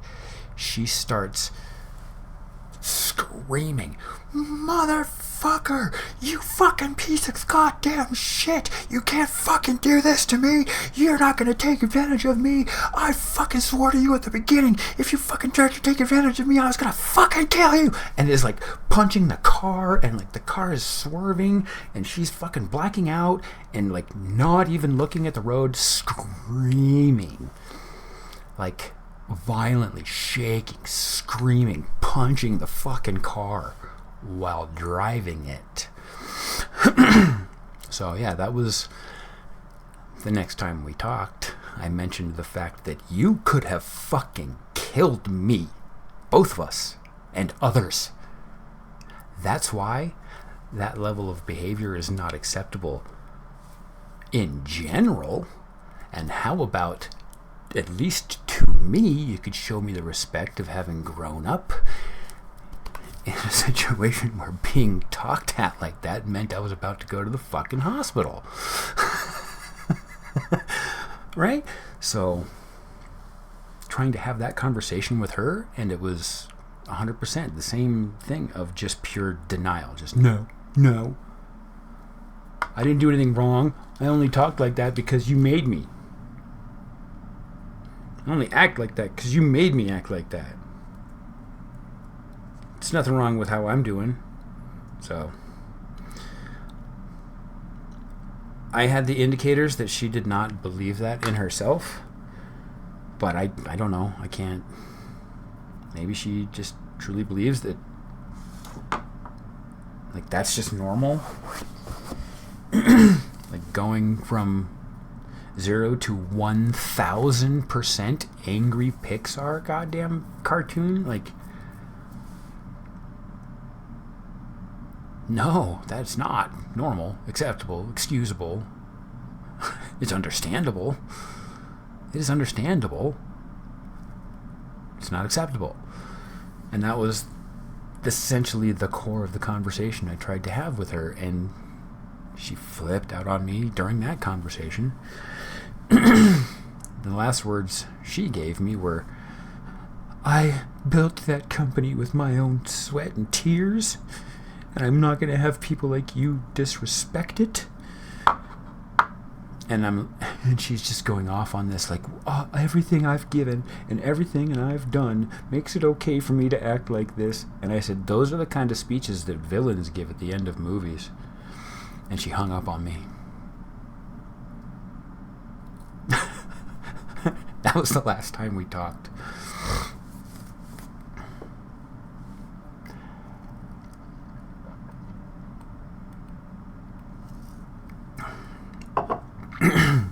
She stayed there and fought it through HR.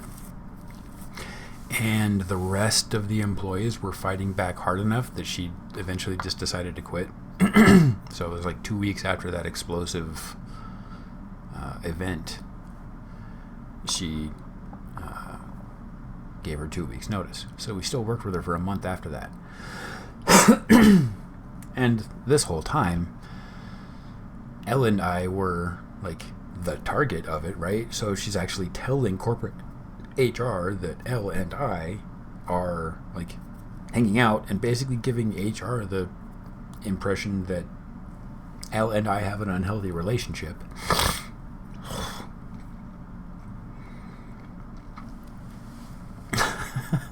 So we're having to physically, like, actually professionally fight that. Like, Elle and I are having to, like, give statements and write shit down and include, like, personal life business in professional business. And it was, because it was just an open place to work. But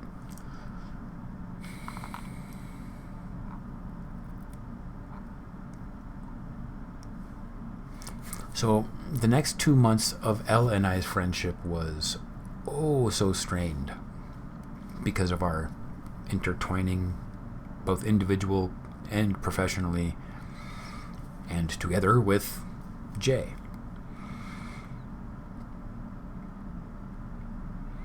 So finally Jay quits, and it's like another 2 weeks, 3 weeks, and the place is starting to get kind of a decent vibe to it again. Like, it's just starting to be like, okay, well, Jay's gone, it's not the same, but we can try to build something for ourselves here. Let's go. Let's make it okay. And we as a team, as a company, we're discussing and moving forward like that. So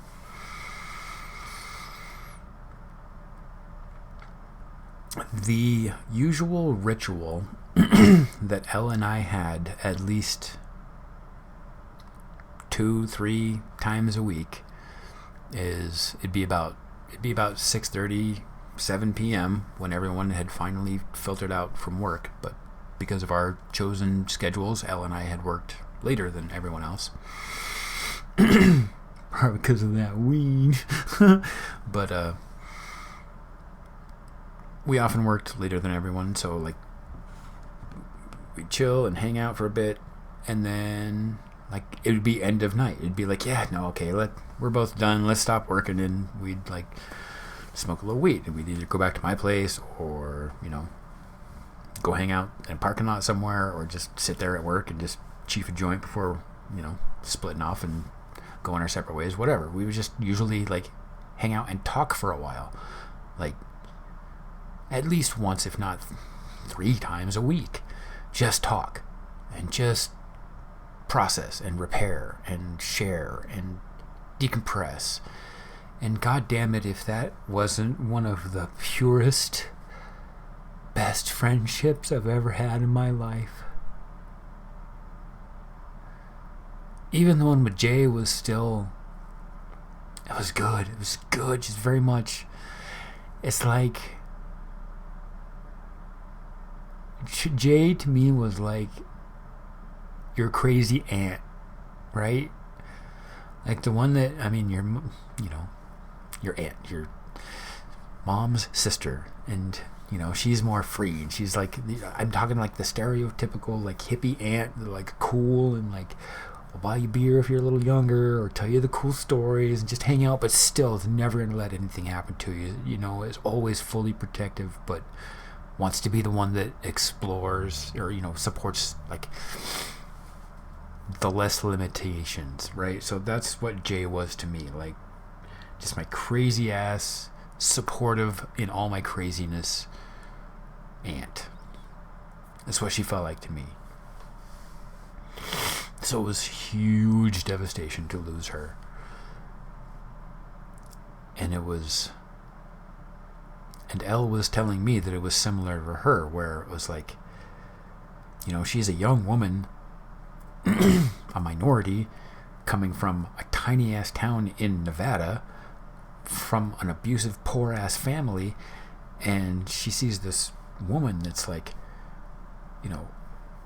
older, but like established, got a real nice house, has no man, and like has a career, and like, you know, like certifications coming out of her nose, and it's just like, man, that's a cool role model, and absolutely adored her. And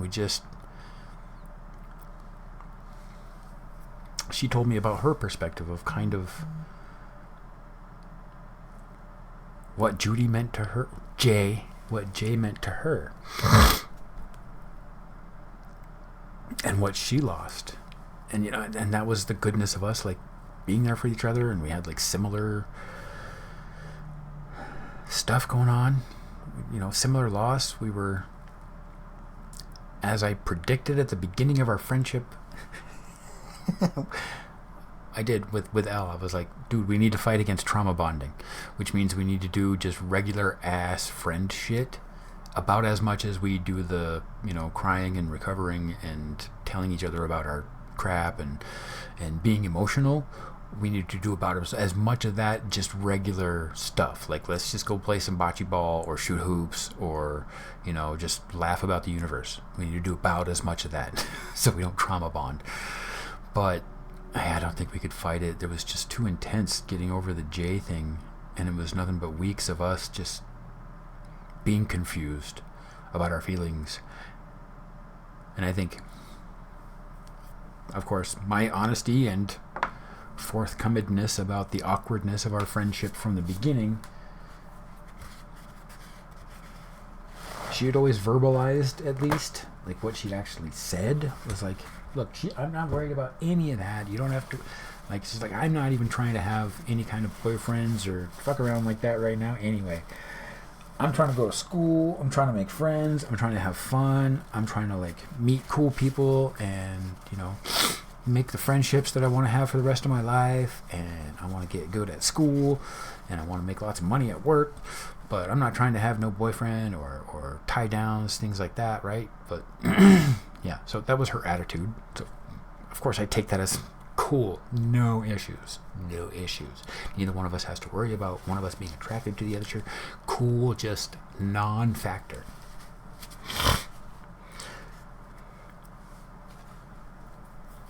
One night, the regular ritual of it being like 7 p.m. and me mobbing up to her desk and grabbing the chair in front of it and doing the Riker thing of sitting backwards in the chair with my arms up like this. Be like, oh, hey, all right. And just chatting. And we would just chat for a bit. So I did that one night.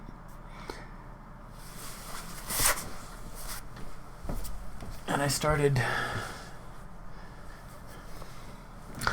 describing the whole situation and how I was feeling very insecure in the idea that I had invested so much into that company. Like, I have weaved myself and my self-worth into this place, and that's not good, and I'm learning a lesson from Jay. And like, what I was trying to say is that I was trying to say that I believed her stronger than me in trying to maintain, at least beyond me, some separation with people. Outside of her and I friendship and the Jay friendship, like that was her lesson. She's like, look, you know, Jay thing hurt, and I know you and I are friends, but I'm hurt, but that conversation where I am describing my own fear about my investment in that place and how much it's going to hurt if I lose that job. And the way I was saying it, she thought I was talking about her and that she hadn't invested as much as me. I was just using dumb, big, you know, fancy poetry words, I guess. But she completely misunderstood. And I mean, like, I have surprise faced when she starts like reacting like, motherfucker, don't talk about what I have brought to this company. And I'm like, wait, no, that's not what I said. That's not what I meant. No, hey. And from that moment where she misinterpreted me diminishing myself in order to boost her, and she thought I was diminishing her. Like literally just bad wording. I was diminishing myself and she thought I was talking about her. And that was the moment, the catalyst. That was it. From that time that she started barking back at me like that, she had only ever screamed terrible, terrible things at me about how I am the worst example of a man that has ever existed. That I have been trying to fuck her for a year, and that I only thought of her as pussy. And it is unbelievable that I would work so hard and not get anything from her and still keep trying. And oh my God, what a piece of crap. You've been doing the same thing to me that the janitor here does, and that this guy in high school, and the guy I used to work with at the casino. You're doing all the same things that all of the other guys that ever did to me, and would bark at me for half an hour screaming. Like working yourself up into like screaming, crying, and I'm just like quiet. I'm just like, I'm sorry. Oh, hey, no, hey. And just being fucking super defensive and soft and quiet. At the end of the night, after, several minutes of her just absolutely unleashing everything that she's ever been afraid every man ever for at me, I just said, all respect, I'll leave now. And we didn't talk for weeks and weeks, and we had to work together every fucking day.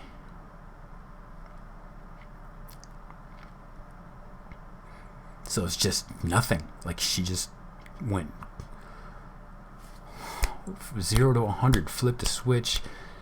You're one of the best people in my life, to, oh my God, you're the absolute worst example of humanity ever. And I can't know why. I can only guess that she'd been carrying a lot of that stuff from the beginning and just was hiding it from me for politeness, to try to be,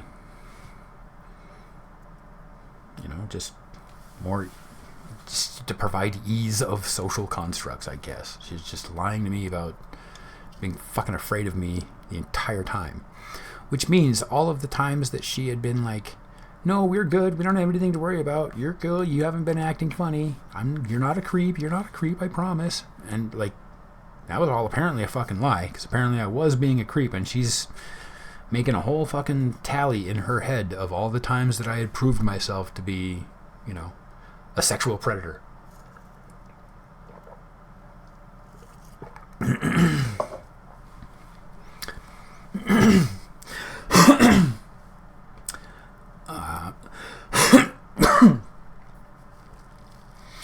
So that was that. And it was weeks of nothingness. No interaction, like, wouldn't talk to me. And then after it like being a little necessary at work for us to interact over a couple of things, and, asked her basic coworker stuff. I was just like, hey, I'm ordering a bunch of things. Is there anything you need? And she says, we were talking about ordering these special parts earlier. And I'm like, oh, I was just talking about like, consumable stuff. Do we need any glue, toilet paper, just the regular Post-its, just the kind of the regular disposable office stuff. Do we need any flux or solder or anything like that at your station that's missing from the regular consumables? That's what I was thinking about. She's like, no, I don't need any of that. Why'd you fucking ask? That was her response to my, her asking for special, highly specialized, expensive electronics components at the moment when I, like I do every couple of weeks, just run around and ask if we need any Post-its or pens or solder or flux or anything at their station that's missing, regular consumable stuff we fulfill the orders for, and ask her if she need anything, and she says something about ordering an extremely like rare part that we rarely stock, and of course if we have to buy it, it has to go through the purchasing department to attach it to the purchase order for that unit, and it's a whole complicated ordering system to get parts compared to just getting like Post-its and Windex. So I was like, and I just had a little bit of confusion for a second, and then she came back with, why'd you fucking ask? So I texted her later and said, that little snipe indicates that we both might be having some trouble containing our feelings on this situation. Perhaps we should talk. and was just oh so polite and positive about, I think it would be beneficial for us to figure out what went wrong, not suggesting we try to fix it, just understand it so that incidents like that cannot happen. I think it's going to be beneficial for both of our futures at that company for us to work out our emotional stuff not there. Didn't get a response. No response. Just saw her at work. A couple weeks pass.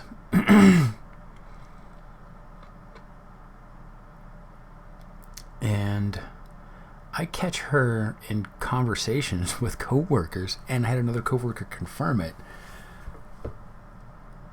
of her basically just talking absolute terrible trash about me, about all the stuff that she'd accused me of and more. Just, and doing it in that way where she wasn't very specifically calling me out, but anyone with the ability to put a yellow square next to a yellow circle on a child's cognitive test would be able to figure out what was going on there as far as subtlety and who she's talking about. It literally, the only two people who didn't know who she was talking about in her little tirades and vamps and blurbs about how terrible men are, there was only two employees who didn't know that she was talking about me because they had just been hired. Everyone else knew that she was absolutely fucking talking about me because everyone knew that we were friends, and then now we weren't. So one day she's telling one of the new employees, and this was only like a couple weeks before it finally ended, but she was telling one of the new employees, and she was saying it oh so perfectly loud enough to know that she was intentionally making it so that I could hear her, telling the story of it at a previous job, how she had gotten a guy she just thought was creepy fired. He had never done anything wrong. She had no reason to believe that he was any kind of bad person. She knew nothing about him other than she thought he looked creepy. So she went to HR and made a whole fucking case against him and got him fired. And then bragged about it. Bragged about there being no reason whatsoever for her changing the course of another human being's life. And she was telling that story to the new employees, loud enough for me to hear. So I brought that up to our local boss, manager, supervisor guy. And it, maybe this is part of his training, but it sure sounded like he was listening to me and engaged with me, and was telling me like, that's tough. I mean, do you want to open a case? Do you want to do something about it? I'm just like, what? How is that going to work out? She's telling the story of how that doesn't work out. Like, that's the point she's making. If I go to HR and say that she's making that stuff up, she's gonna fucking win because she's a young woman and I'm a middle-aged man. That's just the point of it. Like, there's no system where I win this confrontation. So he's like, oh, okay. Only afterwards do I find out that he doesn't remember that conversation at all. He just straight up doesn't even remember talking to me about that. He doesn't. And many of the things that I had been sharing with him, my boss, my immediate boss, the person running that whole facility until it gets to the HR levels out of state. I'd been telling him for weeks, months. He'd been there for the whole thing. Like I said, we were all friends, friendly, weaved in together. He was there both professionally and personally, and had full knowledge of everything that was fucking happening. But then only after having to have it become a real incident that's paid attention to, he's telling the corporate HR that he has no memory of me ever bringing up these kind of issues with them. I don't remember you talking about that.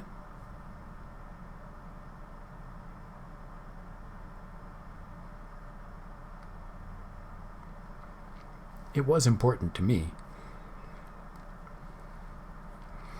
And on the size of plate that he has, I can see it not taking up that much space for his cognitive bandwidth. And it's not necessarily bad, it's just, what expectations did I bring of someone that has, a family and a big company to run?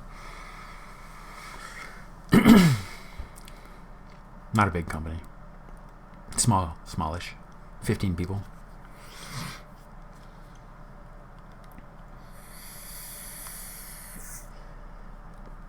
But just to hear that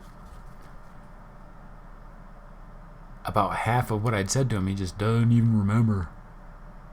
And then it getting to a point where HR has to get a picture of what's been happening. And there literally is no reality where I'm not an abusive, creepy old man that through all of my nefarious, creepy old man intentions, harassed and threatened a young, attractive woman at work. And of course, fucking no question fired. It was one night where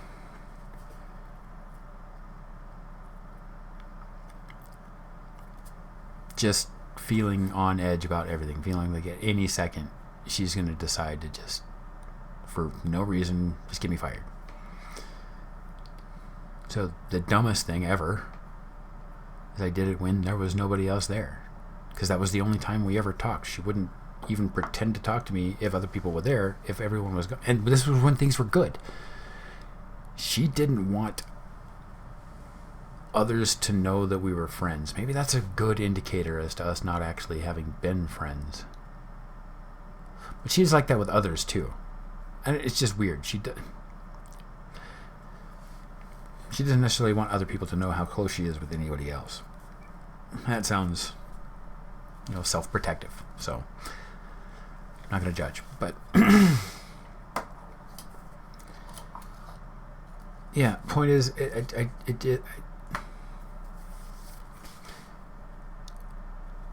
I lost my job because I initiated a conversation where I'm like, hey, things have been feeling like they might be able to get back to a good spot, like with us. Do you think we can talk? She's like, no, I fucking told you. We're never gonna fucking talk about this. You're a goddamn piece of shit. The fact that you even want to fucking talk to me right now just proves what a garbage bitch, what a piece of shit you fucking are. You're not gonna fucking do that. And just started over again, just screaming at me for everything that every man has ever done to everyone ever. It's fucking incredible. She made it racial, sexual, emotional, everything. She literally barked a tirade that I had abused her in every way possible. And I finally just said, no, this is bullshit. You're fucking wrong about all of this. It's all a catalyst of you getting it wrong and me telling you I wasn't as good an employee as you. You made that mistake. That's the simplest mistake.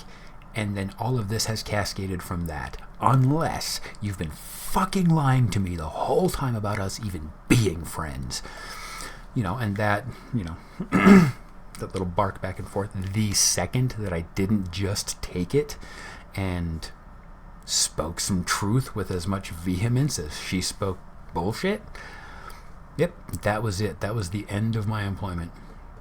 The next day, she absolutely raised an absolute shitstorm with HR, claiming that I fucking physically threatened her and that I'd been fucking grooming her the whole time. And yeah, apparently HR was able to talk her down from like sexual harassment charges because there's absolutely no evidence. And I had other employees at the job standing up for me is the only reason I'm probably not facing criminal charges. And I'm talking pretty much everyone but her. I have affidavit, no, I'm not going to say it, but other employees that kind of had the biggest inkling of the situation outside of the boss that I had been telling it to. Also painted the picture, but still, like I said, Elle made it so bad, her accusations were so bad, that even the rest of the company essentially sticking up for me knocked me down to just getting fired, not killed.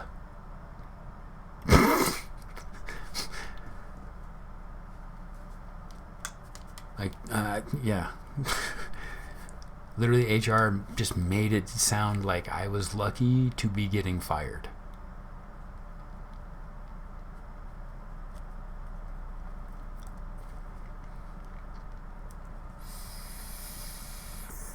And that's weird. Like, basically, the boss, the guy, that's why I don't think I can hate him, because, I mean, he told me the stance that he took with HR. It's like, I remember him talking about it. Some of it is, I don't remember the specifics of what he said as far as dates, and I can't corroborate specific events on specific times, but I know Jason, and no, he's not that kind of guy. He's not the kind of person that is physically threatening to anyone. And like, he told me that he didn't even physically approach her, which I didn't. I was literally half a room away from her the entire time. Didn't matter. So fired. And yeah, no, it is absolutely proven itself to be destructive in me attempting to get new work. Because of course I, roll through phases of confidence, but I have been scrambling, filling out applications and looking for shit, but not like I could. My industry is dry right now, but fuck it, I'll take anything, right? But even that, that's the double-edged sword. I've gone outside of my industry, and people are like, why are you looking to change industries? I'm like, I need to fucking work, dog. It's that simple. But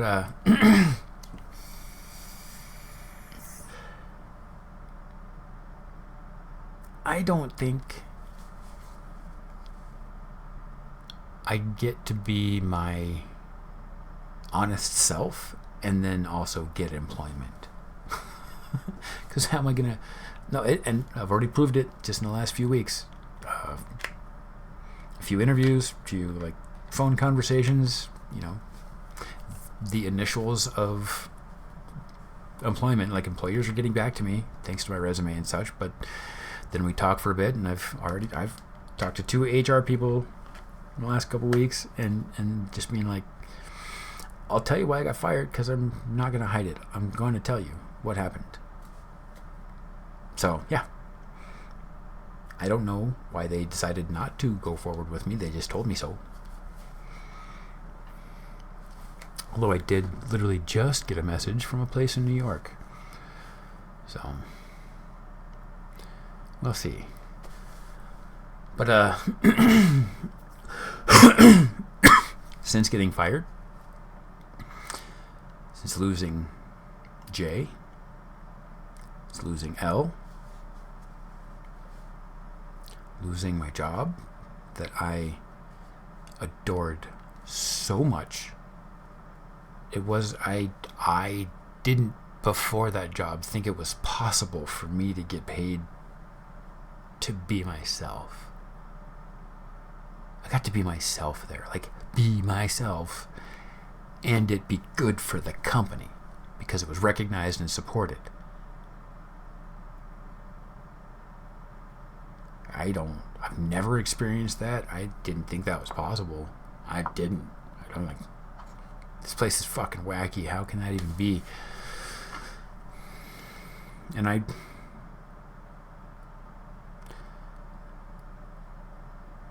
just, in my self-protection and my belief in the goodness of people, my expectation that asking for honesty and integrity is the right thing to do, all that's damaged. It's absolutely damaged. I can't trust that I should be honest anymore. I can't trust that I should be forthcoming. Because quite honestly, maybe I shouldn't be.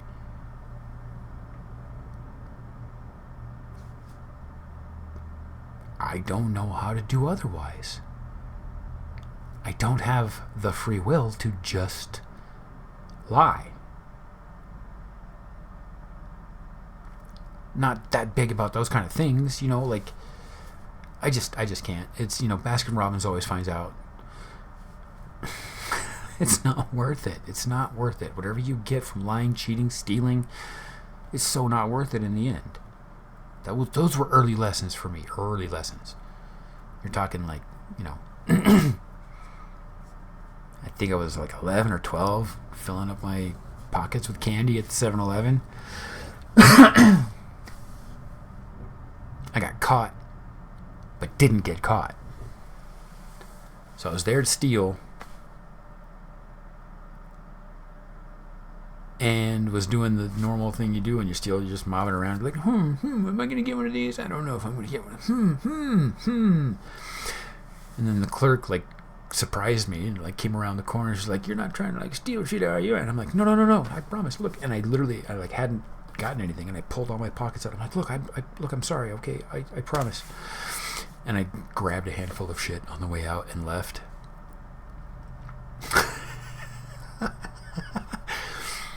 And the way it had happened, she was unaware of it. It was just, I had the pre-cover of her having seen all of my pockets empty. I was like, well, fuck, now I'm clear. I can fill these bitches up.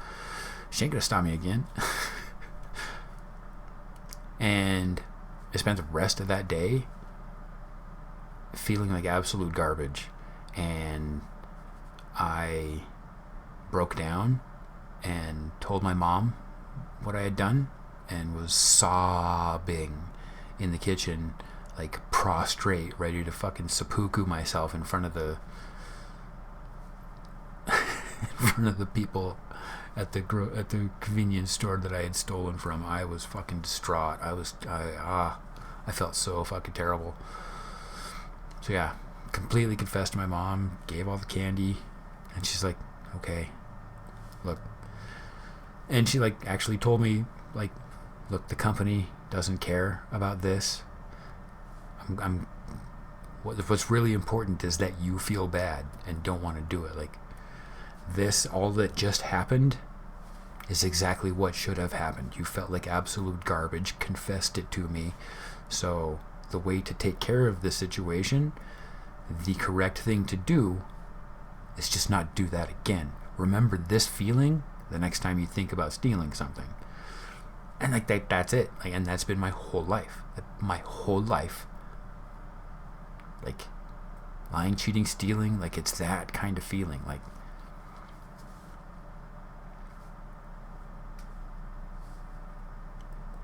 I remember with that stepdad, that, you know, the one that gave me my sister later, my second dad 2.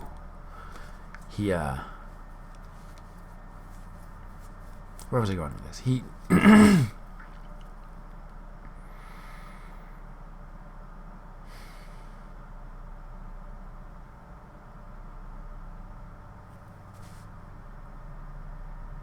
he tried to teach some things, right?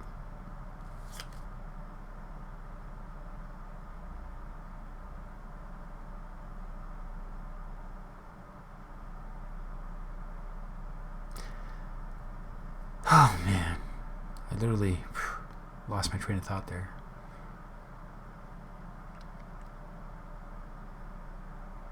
I'm a bit overwhelmed, tired. 2 hours of straight talking a narrative.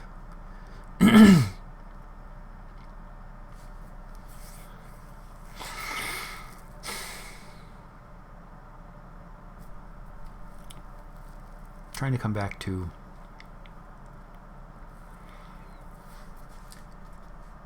essentially it all culminates in right now. And right now is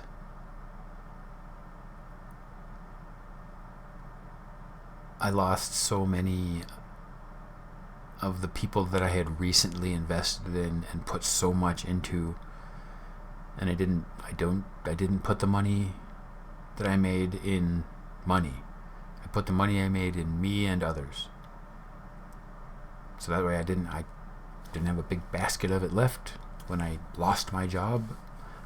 Wasn't planning on losing my job. Was planning on going to school this year. Was planning on asking for a fucking title and a raise.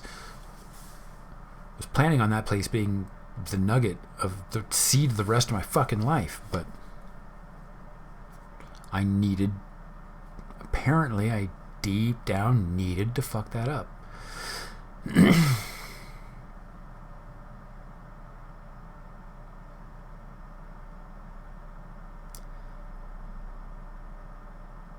In the last few weeks, I have tried to look for the work. I have faked it like I'm doing okay.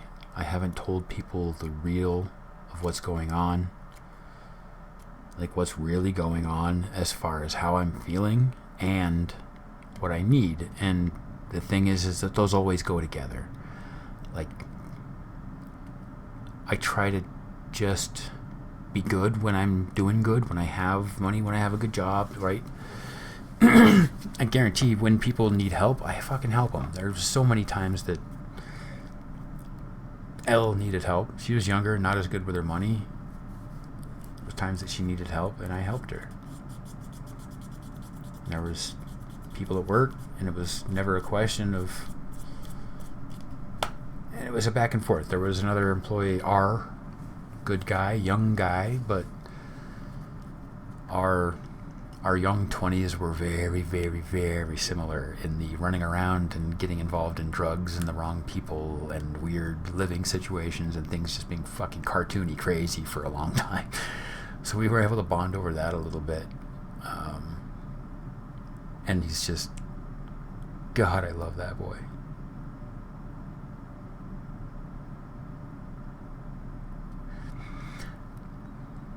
But,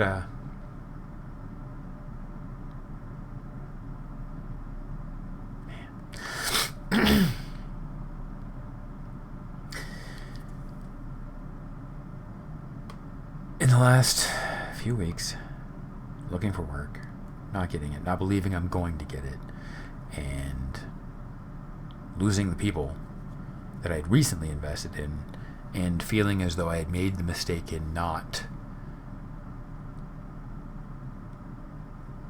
doing what I'd felt like every day, and that's refolding in the people from before. But I feel guilty about that. So people that had helped me, like my friend S, we'll call him S. Fuck it, just Sean. I mean, we're not doing last names here. Sean is one of the golden gods of humanity in my life. He really, really helped me. Was a good, supportive for me, like a couple years. I can't imagine how hard it was for him, and he won't describe it because he's just that stoic. Things aren't that bad. It's fine. Kind of guy. Even, he's the dog in the fire cafe, saying this is fine. He's so hard to shake, but I won't tell him how I'm doing. At least not till it's too late. It should have been weeks ago. It should have been months, years. I mean, it should have been that him and I had never stopped chatting once a week. Like I said, he's just so stoic and he's not like involved in things. He is the quietest, most happy to be alone dude ever. He's totally cool. Just not talking to anybody for weeks. And he's just good that way. But then, anything gets crazy and gets weird, and he's just steady. Like, you could hit that dude with a train and he'd just get up and be like, yeah, that sucked. All right, let's go. Like, he's so fucking solid. Nothing shakes this guy. But my guilt of him having given to me for so long, I won't include him. It's my guilt. Maybe things would just be different if I got over this and hit up all the people that had helped me in the past and tell them the truth. The culmination of all of this stuff, me not talking to people, me not feeling like I can get a job,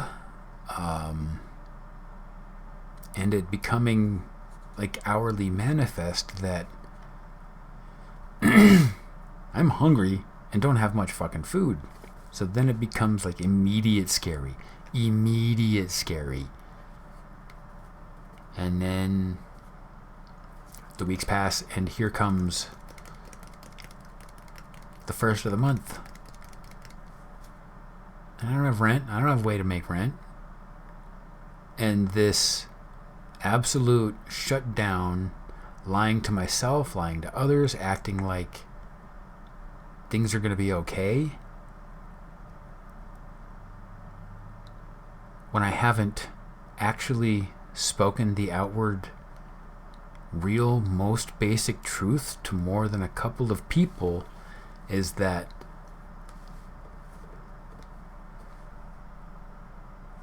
I'm pretty sure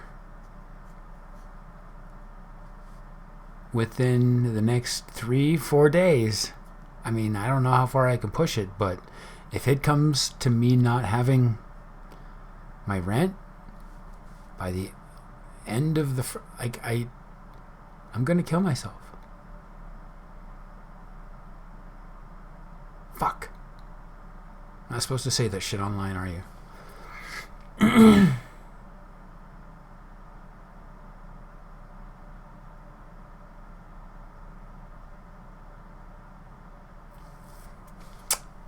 But that's where I'm at.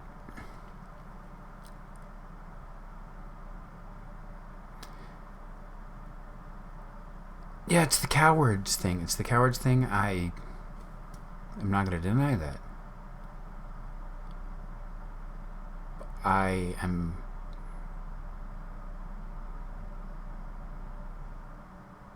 done trying to convince myself against all the evidence that I have a future.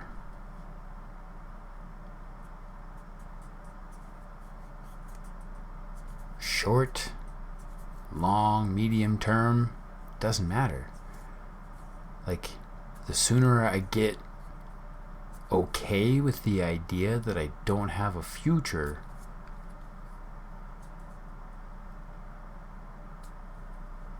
I think the easier it's going to be to just take care of the business that needs to get taken care of. And their shit needs to get taken care of, so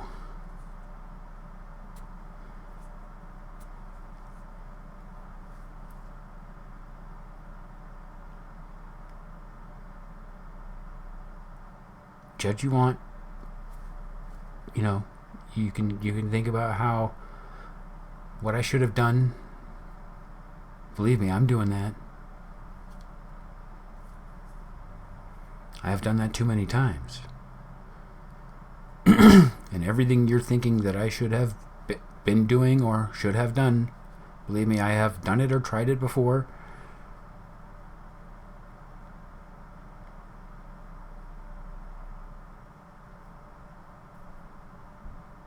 And it's either not worth it or it doesn't work. To me.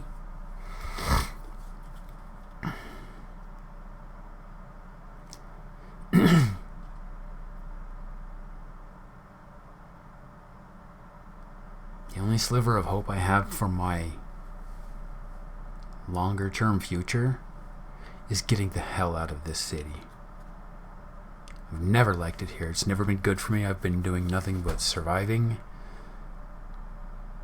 And barely at that. And as mentioned earlier, the literal years, not joking, literal consecutive years from place to place to place in the last 4 or 5 places I've lived, every single hour of every single day, the person next door, if they're home anyway, is allowed to seismically shake my fucking space. And it has absolutely compounded, exacerbated, and pushed to trauma me having a sound sensitivity from the building that I'm in. So, yeah. The culture of the city is fucking terrible. It's so Wild West. Fuck you, I'll kill you and take your shit. Me. Like, being on the road for 5 seconds teaches you that. It's so wildly behind the times in ideas of like city planning. Like, the roads are fucking terrible. The garbage system is terrible. Like, everything municipality is terrible.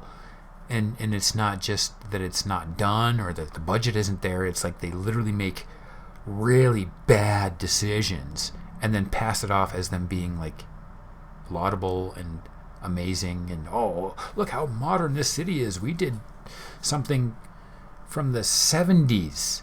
You did something from the fucking 70s. You put in a roundabout, which is actually a little older than that, but not in America.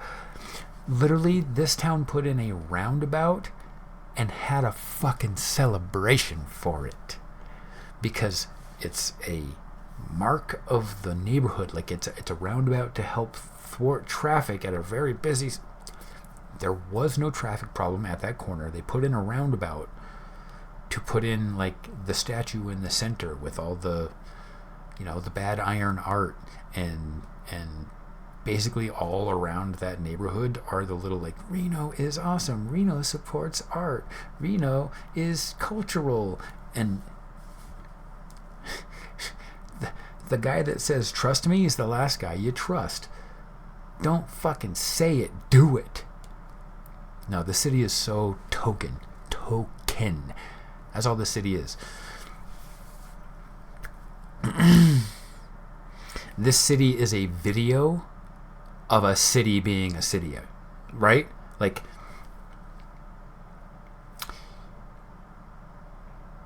if someone's just at home doing their thing and someone happens to be filming and then goes and actually catches it live and raw, versus if someone is like setting it up ahead of time with the intention of capturing what they're doing, literally totally different feeling, right? Yeah, this city is the setup.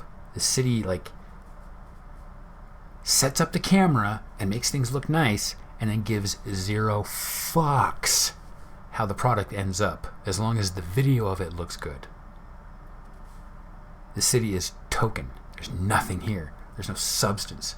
There's nothing but superficial selfishness.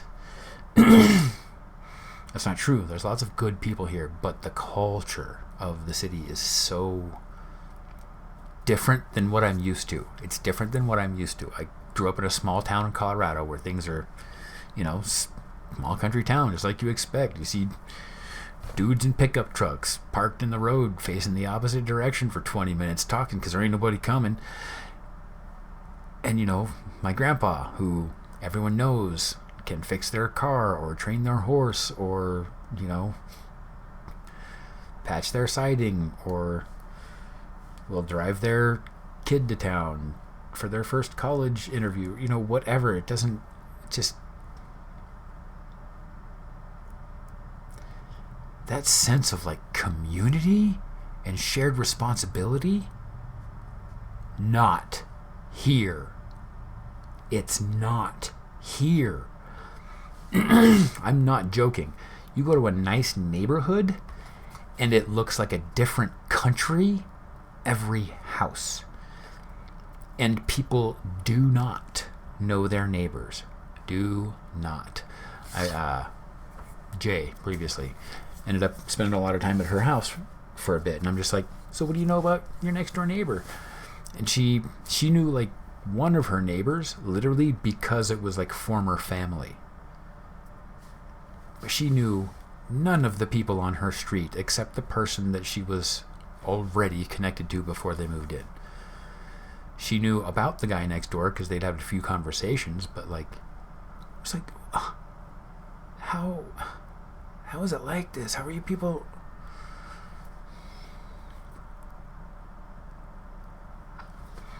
When I lived in an apartment complex, almost every apartment complex I've ever lived in, I get to know a lot of those people. I get to know a ton of my neighbors. It's just that country boy mentality in me where I'm just talking to everybody.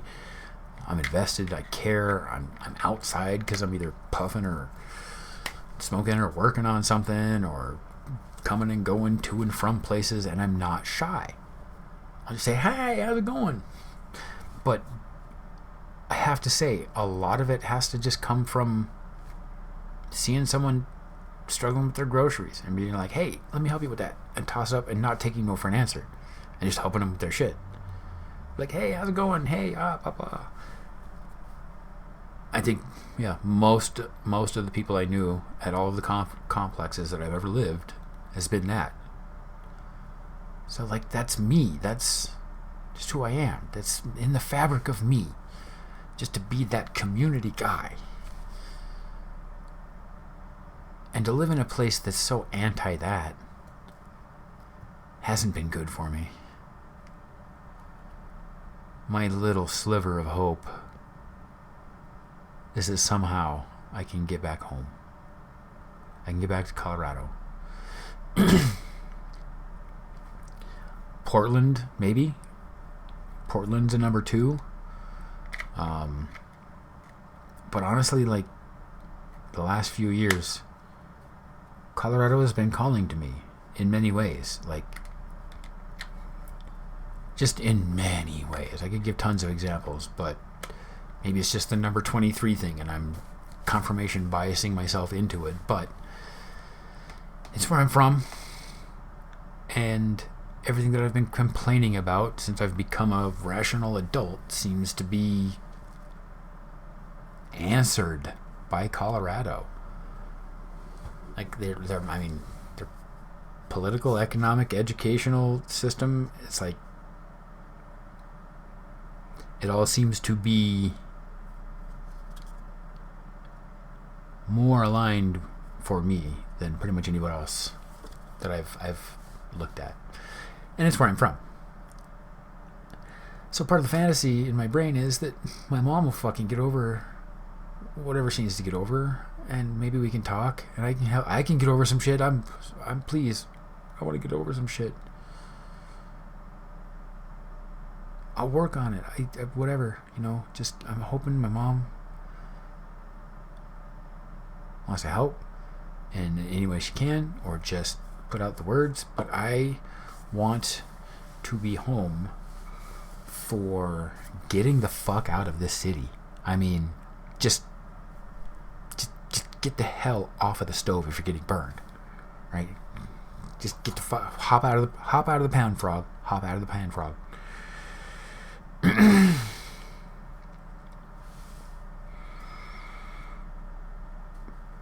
have to get the fuck out of here. But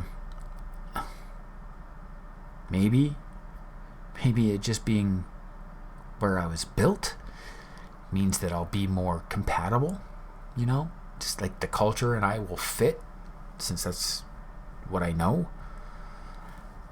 That's a hope. But like I said, all the political stuff, all that, all lining up. But another absolutely huge factor for me is my mom. Might sound weird to Western people, but I want to take care of my mom when she's dying. I want to do that. I want to change my mom's diapers. I want to feed my mom. I want to hold her and tell her things are going to be okay.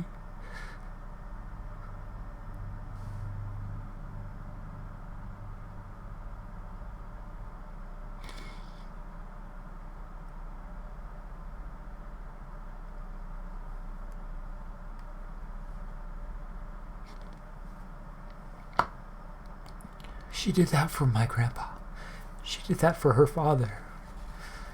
I could have no larger honor as a creature of earth than to do that for her. I want it.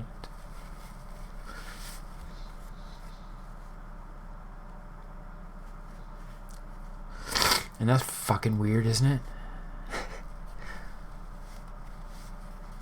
I don't want to throw my mom away into a retirement home when she becomes hard to deal with. No. The more people need help, the more you have to help them.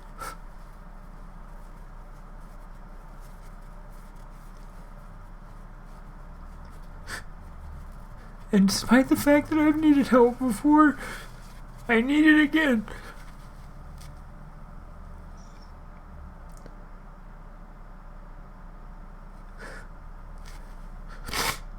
I'm not bad. I'm not wrong. I'm just not you. Yeah, you don't like that. No, you know what I mean. You know what I'm saying. The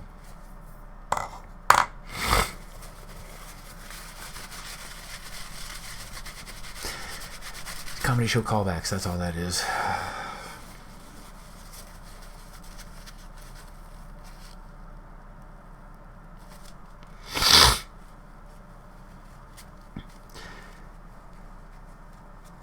I want to learn lessons. I want to grow. I want to get better. I want to do awesome. If given the choice, it's not what I would work towards.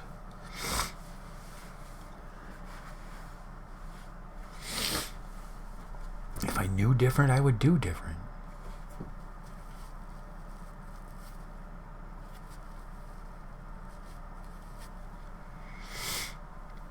I can only do what I knew.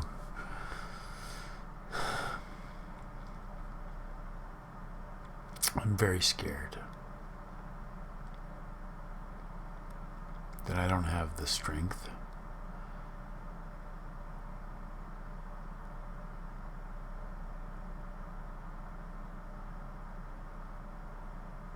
to make it through the next few days, and I think I'm really reticent to directly say that to certain people until now.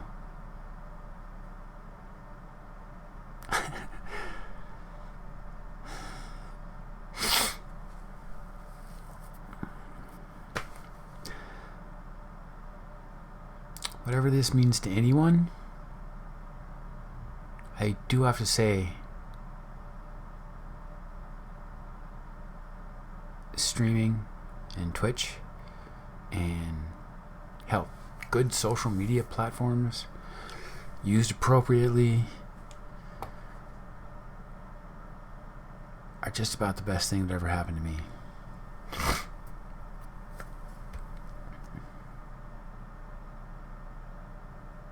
Sharing myself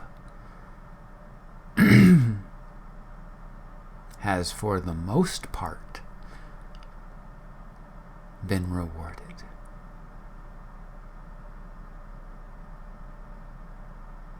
Thank you.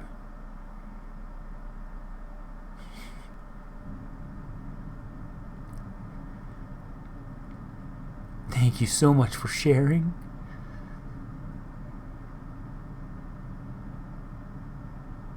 We made each other better, didn't we?